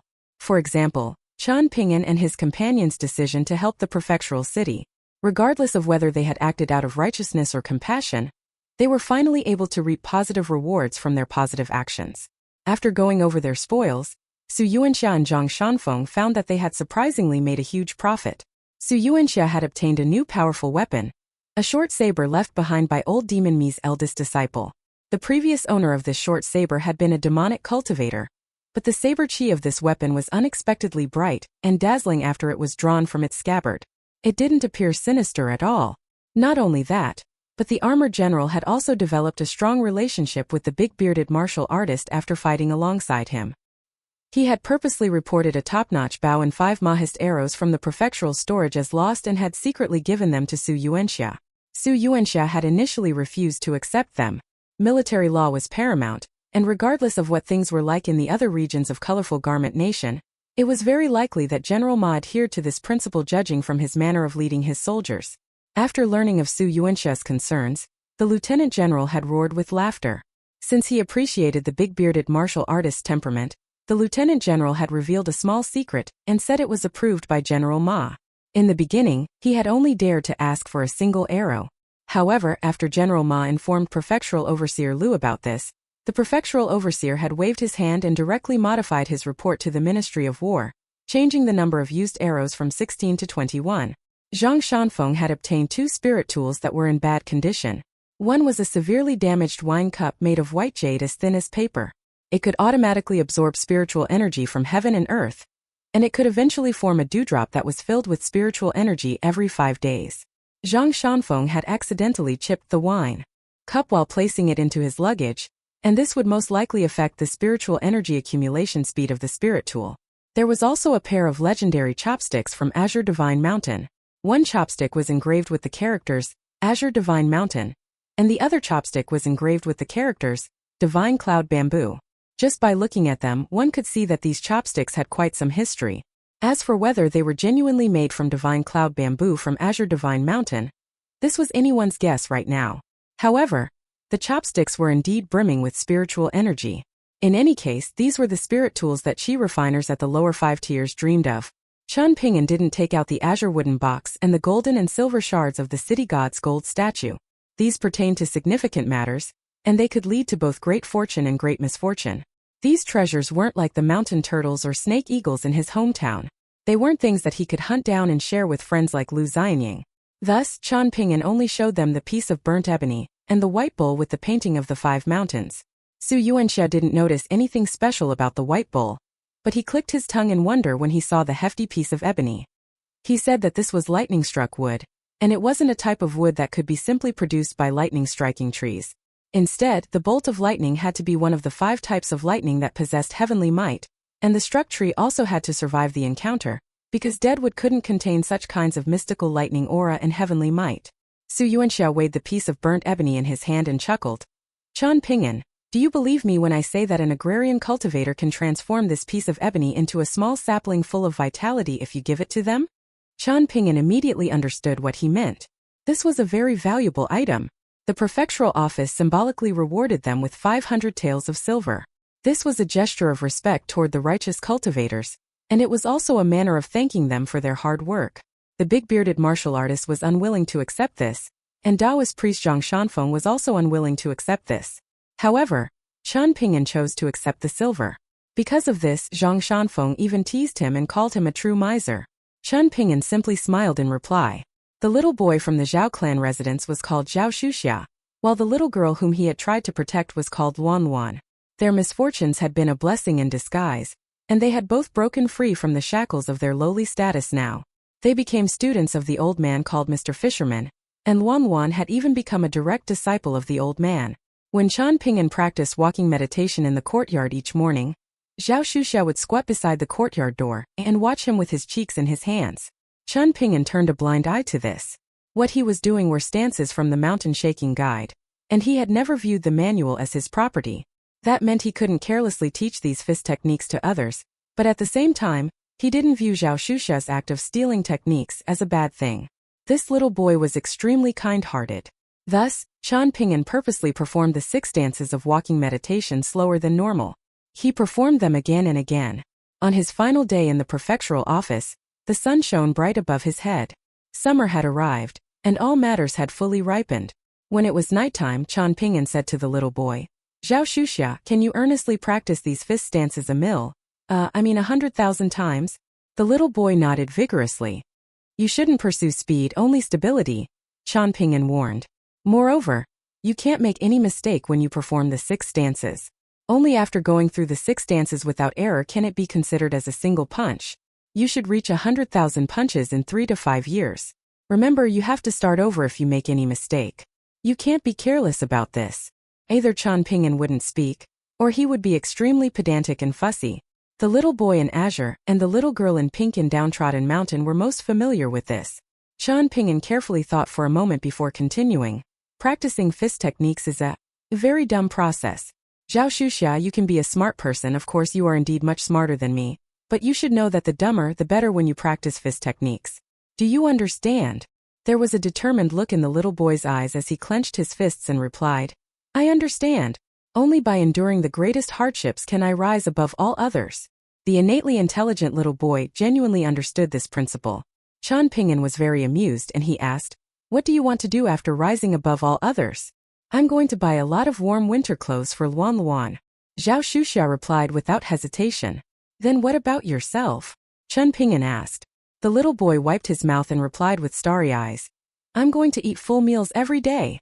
The smile disappeared from Qian Ping'an's face. He frowned slightly and asked, That's all. The little boy was from an impoverished and lowly background, so he was naturally skilled at reading people's expressions. He was slightly troubled upon seeing Qian Ping'an's frown, and he was afraid that his benefactor would view him as unambitious. However, he genuinely had no other thoughts at this moment, and he was ultimately unwilling to lie to Qian Ping'an. In the end, he could only hang his head and say in remorse, That's all. How is eating full meals enough? Qian Ping'an had purposely put on a stern expression just then, but it softened considerably at this moment as he rubbed the little boy's head.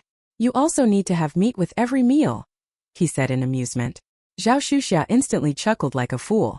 Zhang Shanfeng, Lu Gaohua and Lu Qicheng were squatting in a row on the corridor bench. Luan was sitting in the lap of Lu Gaohua's older sister, and they were slightly further away from the 3 men. Everyone smiled in amusement upon seeing Qian Ping'an's interaction with Xianxia. They had faced many challenges during their time together, and this was a rare case of a peaceful encounter and a peaceful farewell. At noon the next day, Lu Qicheng left the prefectural city with Qian Ping'an and the others. Lu Gaohua and his older sister, Xianxia and Luan, as well as the old scholar Mr. Fisherman all went to see them off. They saw them off all the way to a resting station 3 kilometers from the city. There were gentle willows, one near the resting station. Lu Qiqing and Miss Lu reluctantly farewelled under the shade of the willow tree. Nobody knew what Lu Qiqing had told her, but there was a hint of a smile on the woman's face even though she was extremely sad. There was clearly a strong sense of emotion and anticipation in her eyes. Qian Ping'an walked over to Mr. Fisherman and handed him the paper notes worth 500 taels of silver. He also gave him a gold paper talisman. He said that these were presents to the master on behalf of Xianxia and Luan Luan, and he hoped that Mr. Fisherman could accept them. The old man was a direct person, and he accepted the gift without any hesitation. He smiled and told Qian Ping'an to be at ease. He promised that he would definitely treat Xianxia and Luan Luan as if they were his own children. He definitely wouldn't let them suffer. In the end, Qian Ping'an cupped his fists and said, "Mr. Fisherman, your moral integrity is even higher than mountains and longer than rivers." These were words of sincere praise from the bottom of Qian Ping'an's heart. As such, it wasn't difficult or embarrassing for Qian Ping'an to give such sophisticated praise for the first time. The old man held the hands of the two little children as he watched the four people leave. He chuckled softly and said, "He possesses both an immortal air and a chivalrous aura. He's a true talent of a nation." Lu Gaohua lightly nudged his older sister's elbow and asked with a smile, "Sister, what magic potion did Lu Qiqing feed you? He was actually able to stop you from crying." The woman smiled faintly and replied, "Lu Qiqing said that he'll definitely come back to marry me once he achieves great success. At that time, he'll definitely have a hearty conversation with his father-in-law and convince father that he's a virtuous son-in-law." Lu Gaohua grimaced and said, "You seriously believe the empty promises of scholars?" His older sister held her hands to her heart and gazed at the back of the scholar who had a willow wreath on his head. She was seemingly in a trance as she murmured, "The novels are all." Lu Gaohua felt slightly exasperated and lamented, "How old is he? Yet, he's still wearing a willow wreath on his head without any sense of shame? How can an impoverished scholar like him achieve great success?" His older sister stomped on his foot, fuming, "You're not allowed to talk about your brother-in-law." Lu Gaohua hurriedly retracted his foot in pain. He stood further away from his older sister, and he wrapped his hands behind his head in a carefree manner. However, a loud slap echoed as a hand made contact with his head. Lu Gaohua turned around and was just about to let loose a torrent of abuse. However, when he saw who had struck him, he felt as if a strong hand were clutching his throat. He couldn't speak no matter what. His face became red with exertion, and he eventually called out, "Father!" His older sister was even more worried and tense. Prefectural Overseer Lu had changed his official garb for the azure robes of scholars. He stood between his son and daughter and asked, "You're friends with Qian Ping'an?" Lu Gaohua was unable to determine his father's mood and hidden intention at this moment, so he carefully replied, "I guess so." Prefectural Overseer Lu glanced at his son and chuckled coldly. He didn't say anything else, and he turned around and walked over to Mr. Fisherman. He started to discuss morality and virtue with the old man. Miss Lu secretly patted her chest. It was as if a huge weight had been lifted off her shoulders. "Sister, did I say something wrong again?" Lu Gaohua asked softly. She was amused at his misfortune and she replied, "You've been wrong so many times that it doesn't matter anymore. This is the situation right now. What are you afraid of?" Lu Gaohua sighed in grief. The two of them didn't dare to follow their father, lest he roll his eyes at them again. They were even more afraid of being scolded by him. Thus, they followed him from a suitable distance. Xianxia suddenly slowed down and walked next to Lu Gaohua. He looked up and quietly said, "Big brother Lu, my master praised you as a good person, saying that you're good-natured and have a sense of filial piety. Your father was very modest about this, and he said that you're just passable enough to not bring shame to the family." Lu Gaohua had just questioned Lu Qiqing's ability to achieve great success, yet he was met with these remarks so soon after that. He hurriedly ran to the river, saying that he needed to wash his face. The group of people were able to enjoy a rare moment of peace and relaxation as they slowly walked back to the prefectural city along the official road. They brushed past a handsome young boy as they did so. There was a handful of willow branches in the young boy's hand, and there was also a red mark on his forehead. He was truly very beautiful. 3 days later, Qian Ping'an and his 3 companions settled down in an old and run-down temple for the night. This temple was located on a secluded mountain path, leading to Watercombing Nation. Prefectural Overseer Lu had told them about it, saying that he had heard about a strange ferry station on Watercombing Nation's Earth Dragon Mountain that wasn't mentioned in the official records. It was extremely likely that this was the place Qian Ping'an was looking for. Perhaps this was the ferry station where immortals from the mountains went to catch ships that sailed across the sea of clouds.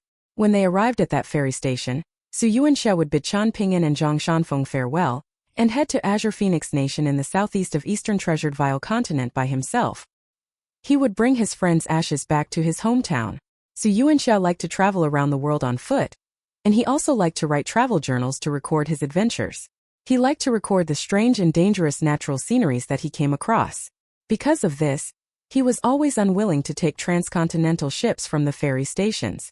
Meanwhile, Lu Qiqing's destination was someplace in the southwest of Eastern Treasured Vile Continent. It was a place that none of the others had heard of before. In fact, even the knowledgeable and well-traveled Xianxia had never heard of this place before. The abandoned temple was quite creepy at night. The statues of the 4 heavenly kings had already collapsed to the ground, and the Buddhist temple was also very large and spacious, allowing gusts of eerie wind to freely blow through. The hoots of night owls would occasionally echo through the surrounding forest without warning as well. Lu Qiqing was so frightened that even his lips were trembling. Even though they were sitting around a campfire, Lu Qiqing still shuffled as close to the big-bearded martial artist as he could. He felt like Xianxia was the most fearsome-looking of them all, so he would definitely be able to suppress any ghosts and entities in the surroundings. He most likely couldn't rely on youngsters like Qianpingyan and Zhang Shanfeng. As for the old ghost with makeup, living inside his body, Lu Qiqing had never viewed him as very powerful. He wasn't even at the Golden Courtier, and he could only hide inside his body and boast about his abilities. If he were truly powerful, then how could he have been suppressed and locked up for so many years? How would he have needed Lu Qiqing's help to escape? With this in mind, just how powerful could he truly be? After all, which genuine immortal didn't possess a divine and ethereal aura? Who the fuck would wear a pink robe to stroll around the city? In any case, even Lu Qiqing felt embarrassed for him. The demon whom Lu Qiqing had given the nickname Old Ghost with Makeup was well aware of his host's encounters and experiences. However, Lu Qiqing would lose portions of his memory whenever the old demon took over his body and put on the pink Taoist robes. He would only remember the events before and after he was possessed. This caused Lu Qiqing to feel extremely angry. When he married a breathtakingly beautiful wife in the future, and took in jade-like mistresses and shapely maidservants, what would he do if he suddenly passed out right after climbing into bed with them? He would lose all senses and memories, and it would already be morning when he opened his eyes again. Not only that, but he would also be fully dressed and out of bed. Just how shitty would that be? Most importantly, who could he complain to? Who would understand his unique distress? Lu Qiqing was squatting with his bottom high in the air, as he reached forward to warm his hands over the campfire.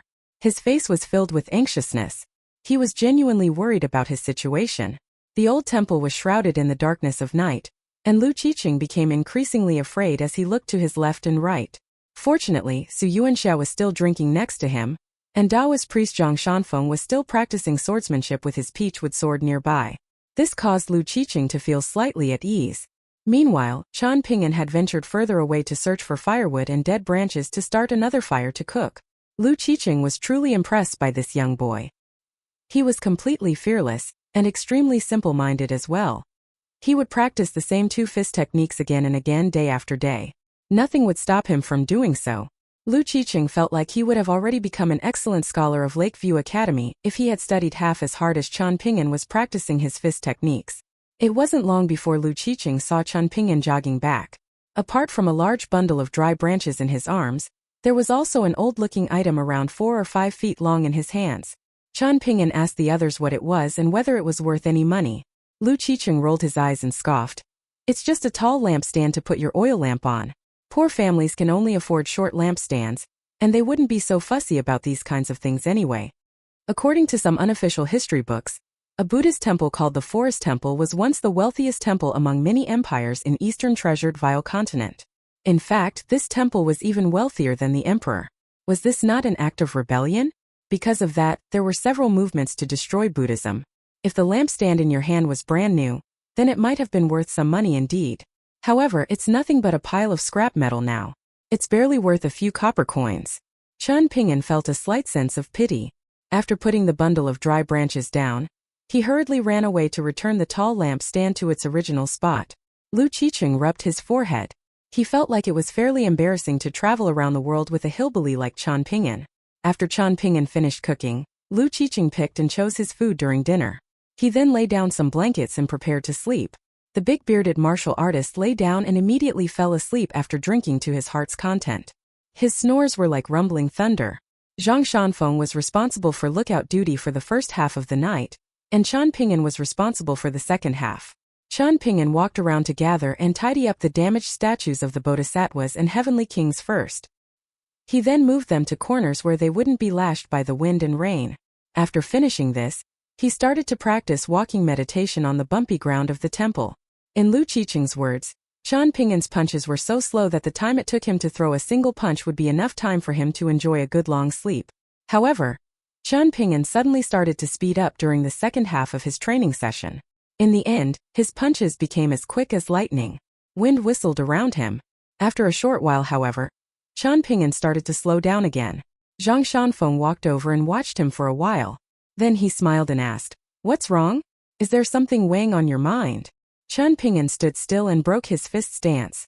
There was exasperation in his voice as he replied, "I've reached the barrier to the next level, but I can't cross this barrier no matter what. This feels quite frustrating."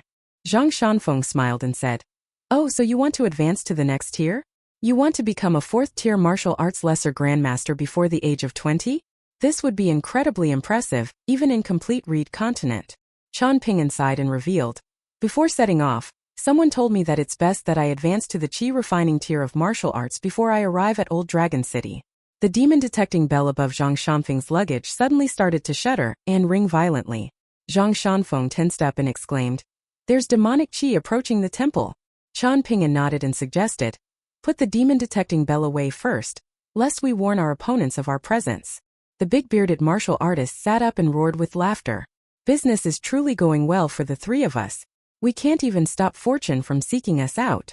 After laughing for a while, Xianxia stroked his beard and placed his hands on the hilts of his 2 sabers. His voice was solemn as he said, "But remember to keep this in mind. When slaying demons and eliminating fiends, staying alive is our #1 priority." Chen Ping'an and Zhang Shanfeng exchanged a smile. The young Taoist priest chuckled and said, "I still have a divine movement talisman." After racking his brains for a moment, Chen Ping'an muttered, "I can run very fast." 1. Willows are a symbol of reluctant farewells. In the Xie clan residence located in the small town in Dragon Spring Prefecture, a young boy with long eyebrows held several books in his hands as he ran into the courtyard. He was filled with joy as he exclaimed, "Old ancestor, I learned a new sword technique from master today." Heavenly Lord Xianxia nodded in acknowledgement and put his book on the table. When speaking with others, even someone countless generations younger than him, young boy, Xianxia would still treat the conversation with utmost respect. He definitely wouldn't look around and be absent-minded. The young boy with long eyebrows was still unaware of the significance behind this disposition. Right now, he was thinking more about his old ancestor's title of Heavenly Lord. He was thinking about the long-lasting prosperity of the Xie clan, and he was immersed in delight about the inevitable rise of the Xie clan. He was only a young boy, after all, so he was oblivious to the subtleties regarding Xianxia's disposition. Xianxia accepted the books from the young boy and placed them on the stone table. He gestured for the young boy to sit. After lightly sitting down, the young boy with long eyebrows asked, "How is it, old ancestor? Are they acceptable?" Xianxia gently patted the books and chuckled. "Why wouldn't they be acceptable? If I participated in the imperial examination, I most likely wouldn't even make it to the regional examination." Even though Xianxia looked very much like one of the boorish farmers in the small town, he was actually someone who had read countless books and was well versed in the theories of the 3 teachings. While staying in the Xie clan residence, he had sat in the courtyard to read every day. When Long Eyebrows finished forging at Master Ruan's blacksmith shop every day, he would visit the newly opened bookshop in the small town to buy a few books. Xianxia had told Long Eyebrows right from the beginning that he didn't need to limit himself to books belonging to Taoist sect. He could buy any book that he wanted. Xianxia suddenly stood up. The young boy with long eyebrows naturally stood up as well. The two of them stood there for 7 or 8 minutes. The young boy was then astonished to see his mother smiling gently as she led a young Taoist priest into the courtyard. When she left, Xianxia was just about to say something. However, the visiting Taoist priest with a lotus flower hat waved his hand and gestured for Xianxia to sit. Lu Chun plunked down on a stone chair and used his hand as a fan. He drew some cool breeze toward himself, and he was seemingly making small talk as he ordered, "Xianxia, when the matters in Eastern Treasured Vile Continent conclude, You should pay more attention to the matters concerning Xiaoyang for the next 60 years. You don't need to help her directly or anything, you just need to guarantee that she doesn't die. After she gains a solid footing and founds her own sect, you can indeed add icing on the cake at that time. You can give her people money, immortal treasures, or whatever you want. The more you give her, the better. This can also be considered positive karma between the two of you. Xianxia stood up and cupped his fists in respect. As you command, branch master. Your old-fashioned and stubborn nature is truly unlikable, Lu Chan teased. He then turned to the young boy with long eyebrows and said with a wide smile, "Come over here, long eyebrows. Let me give you a farewell gift." The young boy with long eyebrows trembled in slight fear. He felt excitement, as well as respect and reverence toward the Taoist priest. He hurriedly looked toward Xianxia. Xianxia nodded, signaling that it was okay for him to accept the gift. In reality, cultivators at the unpolished jade tier of the upper 5 tiers wouldn't really dare to casually give fated opportunities away to other people.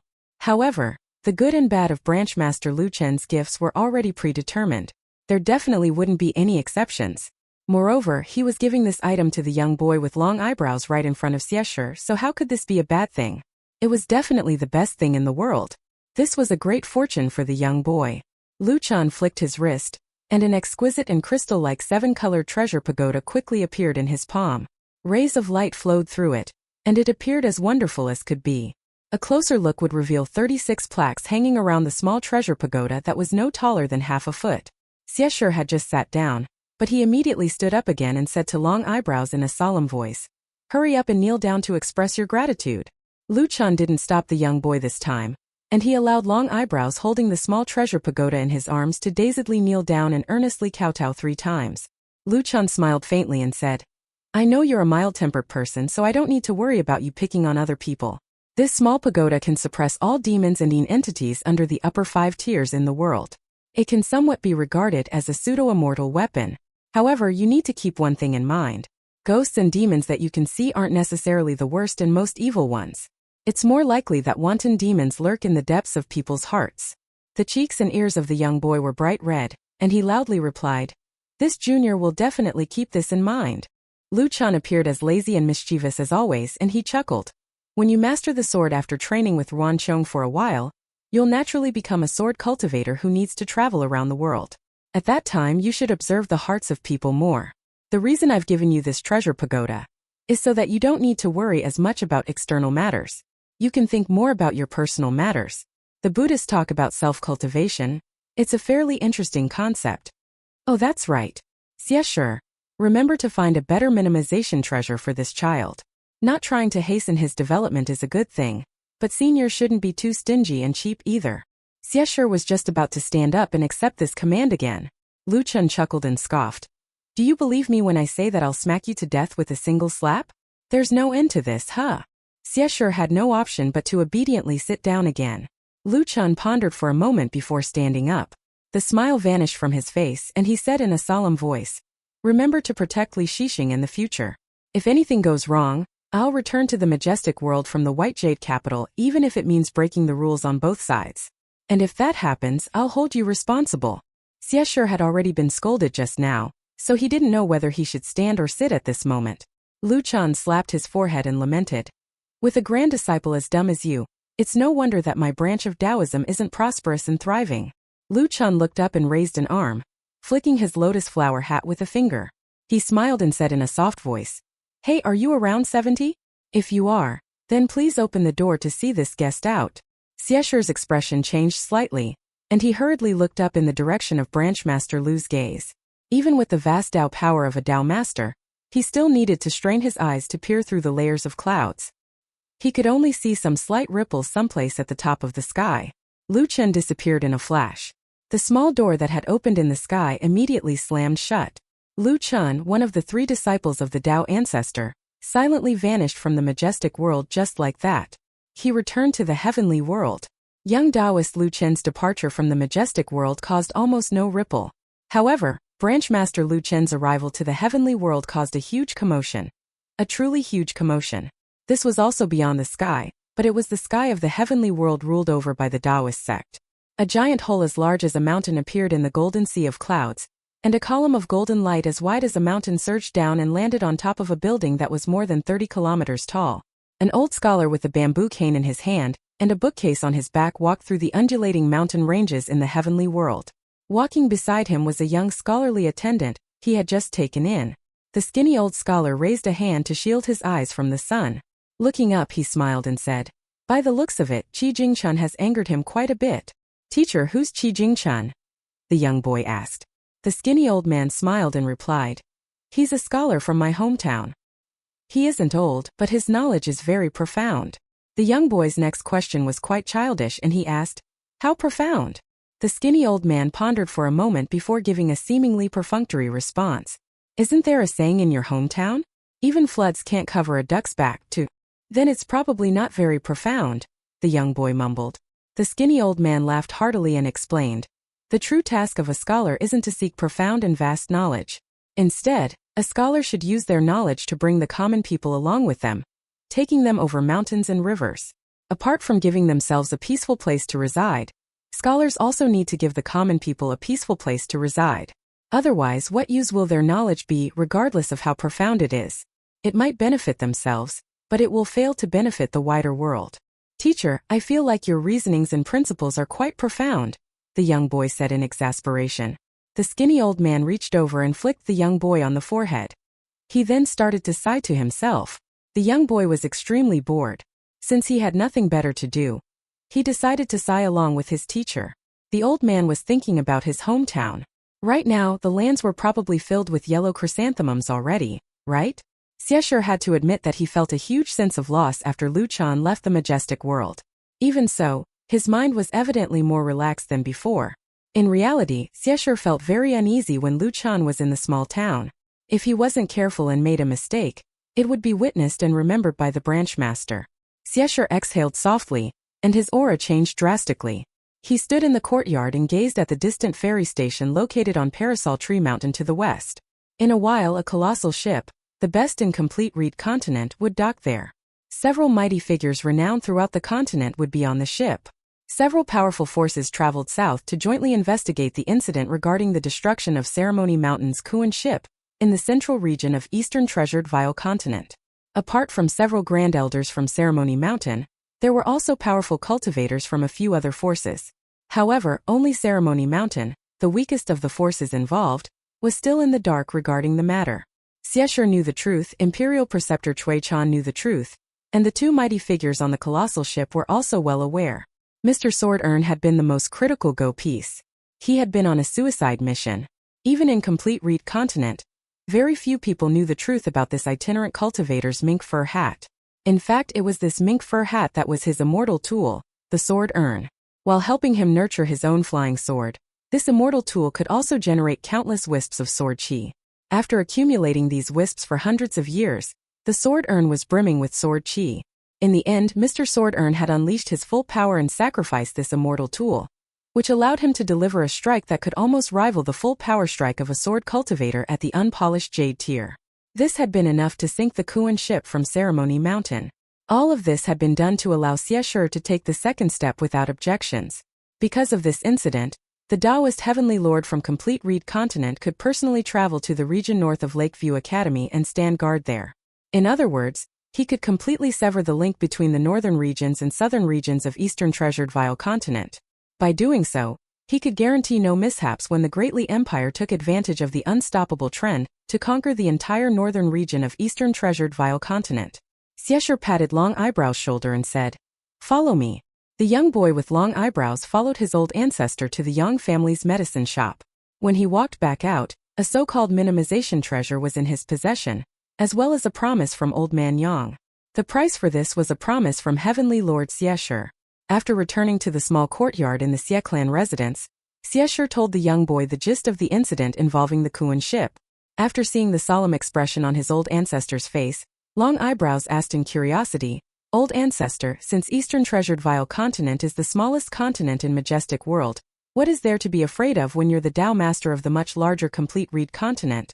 Xianxia shook his head and replied with a smile, "Your understanding of the world is far too simple. In the future, I can guarantee you that countless people will clamor loudly and accuse Complete Reed Continent of bullying Eastern Treasured Vile Continent. Among these people, more than half of them will be screaming and calling for trouble while standing on the sidelines to enjoy the show. A smaller half of them will be itching to make a move. Among this latter group of people, there'll be another subgroup of people who will rush over from various different places for various different reasons. The genuinely powerful cultivators will be hidden among this subgroup of people. For example, people like Wind Snow Temple's Wei Jin. Moreover, this subgroup of people will only increase in number as time goes on. However, you don't need to do anything right now. You simply need to wait and see. In any case, you shouldn't get involved in this matter before you advance to the upper 5 tiers of qi refinement regardless of how things play out. You should peacefully study swordsmanship under Wan Xiong's tutelage. It was as if these things were weighing heavily on Long Eyebrow's mind. Xianxia couldn't help but chuckle and say, even if the worst-case scenario plays out, it's not something that will happen in the short term. What are you worried about? The young boy remained in low spirits. He turned around and walked toward the courtyard door saying, Old ancestor, I'm going to practice my swordsmanship. Xianxia sat beside the stone table by himself. He closed his eyes and rested his mind, and he quietly calculated and analyzed the great trend sweeping through Eastern Treasured Vile Continent. Not long after Xianxia and the young boy left the Yang family's medicine shop, Xiaoxi paid a visit to the pharmacy as well. The attendants in the shop didn't pay much attention to him. The small town was flourishing right now, and there were a large number of wealthy people. As such, they weren't desperate for the patronage of this fat man. Xiaoxi smiled and asked them whether Old Man Yang was in the backyard. A young shop attendant was collecting medicinal ingredients and weighing them near the medicine cabinets, and he took a glance at the obese and wealthy-looking man before tilting his chin toward the bamboo curtains at the back of the shop. He was too lazy to even say anything. Xiaoxi thanked him and slowly walked over. He pulled the curtains aside and entered the backyard that had a large and square skywell as well as 4 corridors under the eaves. This was a bit more impressive than his ancestral residence. There was a long bench in the corridor opposite to the main building in the backyard, as if this bench was specially prepared for guests like Xiaoxi. Right now, Old Man Yang was sitting outside the main building smoking. His bamboo smoking pipe had initially been green, but it was already yellowing and aged now. Through the clouds of smoke, the old man saw the sword immortal who had crossed the sea and arrived from southern world continent. The two of them naturally recognized each other. Xiaoxi hadn't been young when he had left the small town, but he had very little memory of this old man who always hid behind the medicine shop and observed the situation of the world. On the contrary, Old Man Yang was most definitely well aware of who Xiaoxi was. In fact, even Xiaoxi's ability to successfully leave Jewel's small world back then might have been due to Old Man Yang getting involved. Xiaoxi naturally wasn't here to thank the old man. He wasn't the type of person to reciprocate a drop of kindness with a spring of goodwill. Even if Old Man Yang visited him, Xiaoxi might not necessarily acknowledge him. In Jewel Small World or Dragon Spring Prefecture, as it was now known, everyone had to give some face to Old Man Yang. However, this wasn't the case for Xiaoxi. After completing this transaction, he would immediately return to Southern World Continent and shamelessly ask the patriarch of the Yingyin Chan clan for remuneration. As such, what did it matter how mysterious Old Man Yang was? What did it matter how influential he would become in Eastern Treasured Vile Continent in the future? This had shit all to do with Xiaoxi. As for the Pillar Chao clan in the Great Li Empire, it was up to them whether they experienced fortune or calamity in the future. At most, Xiaoxi would only provide them with some symbolic help before leaving this place. It didn't matter to him whether the emperor of the Great Li Empire appreciated this or not. Xiaoxi had countless descendants. Moreover, cultivation wasn't for the sake of having a lot of offspring and allowing them to enjoy carefree lives. These things were only small rewards. Xiaoxi's first question was, Senior Yang, after all these thousands of years, which person who walked out from Jewel's small world, the smallest of the small worlds, has had the greatest achievement? And just who do you think you are, little spring onion? Old Man Yang retorted. Xiaoxi raised his hand and exposed his white and chubby wrist. There was a green rope tied around his wrist. He chortled with laughter and replied, I do indeed have a spring onion here. Hurry up and spit it out, Old Man Yang snapped. Xiaoxi lowered his arm and immediately changed his attitude. He rubbed his hands together and said with an obsequious expression, Senior Yang, this junior has heard that you possess profound mystical powers. Do you perhaps know of the whereabouts of my mother's soul?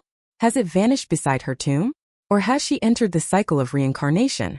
Or perhaps you secretly took it away? Perhaps you're waiting to sell it for a high price. Old Man Yang ignored the hidden killing intent transpiring from the latter half of the terrestrial sword immortal's words. You want to buy it from me? As long as you can afford them, I can even return your father's soul to you, to say nothing of your mother's soul, he replied directly. Xiaoxi roared with laughter and pointed at the old man. He tapped his finger in the air several times and said, Senior Yang, you are truly a straightforward person. Very well, very well. This trip hasn't been a waste of my time. Haha, if we're speaking of purchasing things, then I wonder exactly how much your life is worth. You're welcome to do business with me, Old Man Yang replied in a calm voice. However, if you're unwilling to pay up after coming here, then I suggest that you piss off before you piss me off. Chao Shi narrowed his eyes. He lightly rubbed his thumb and index finger together on both hands. His posture appeared extremely strange and comical. However, he was radiating with killing intent. Facing this killing intent, Old Man Yang was completely unfazed. 1. The original term here is an old Chinese idiom referring to people who only take care of themselves and don't care about external matters. It's the common way of the Theravada branch of Buddhism, whereby one seeks to become an arhat and be free from samsara, while the Mahayana branch might choose to stay within the cycle of reincarnation to help others. 2. In a literal sense, this means that water can't drown ducks because ducks can swim. In a symbolic sense, it means that hardships can't defeat a person because of their profound abilities.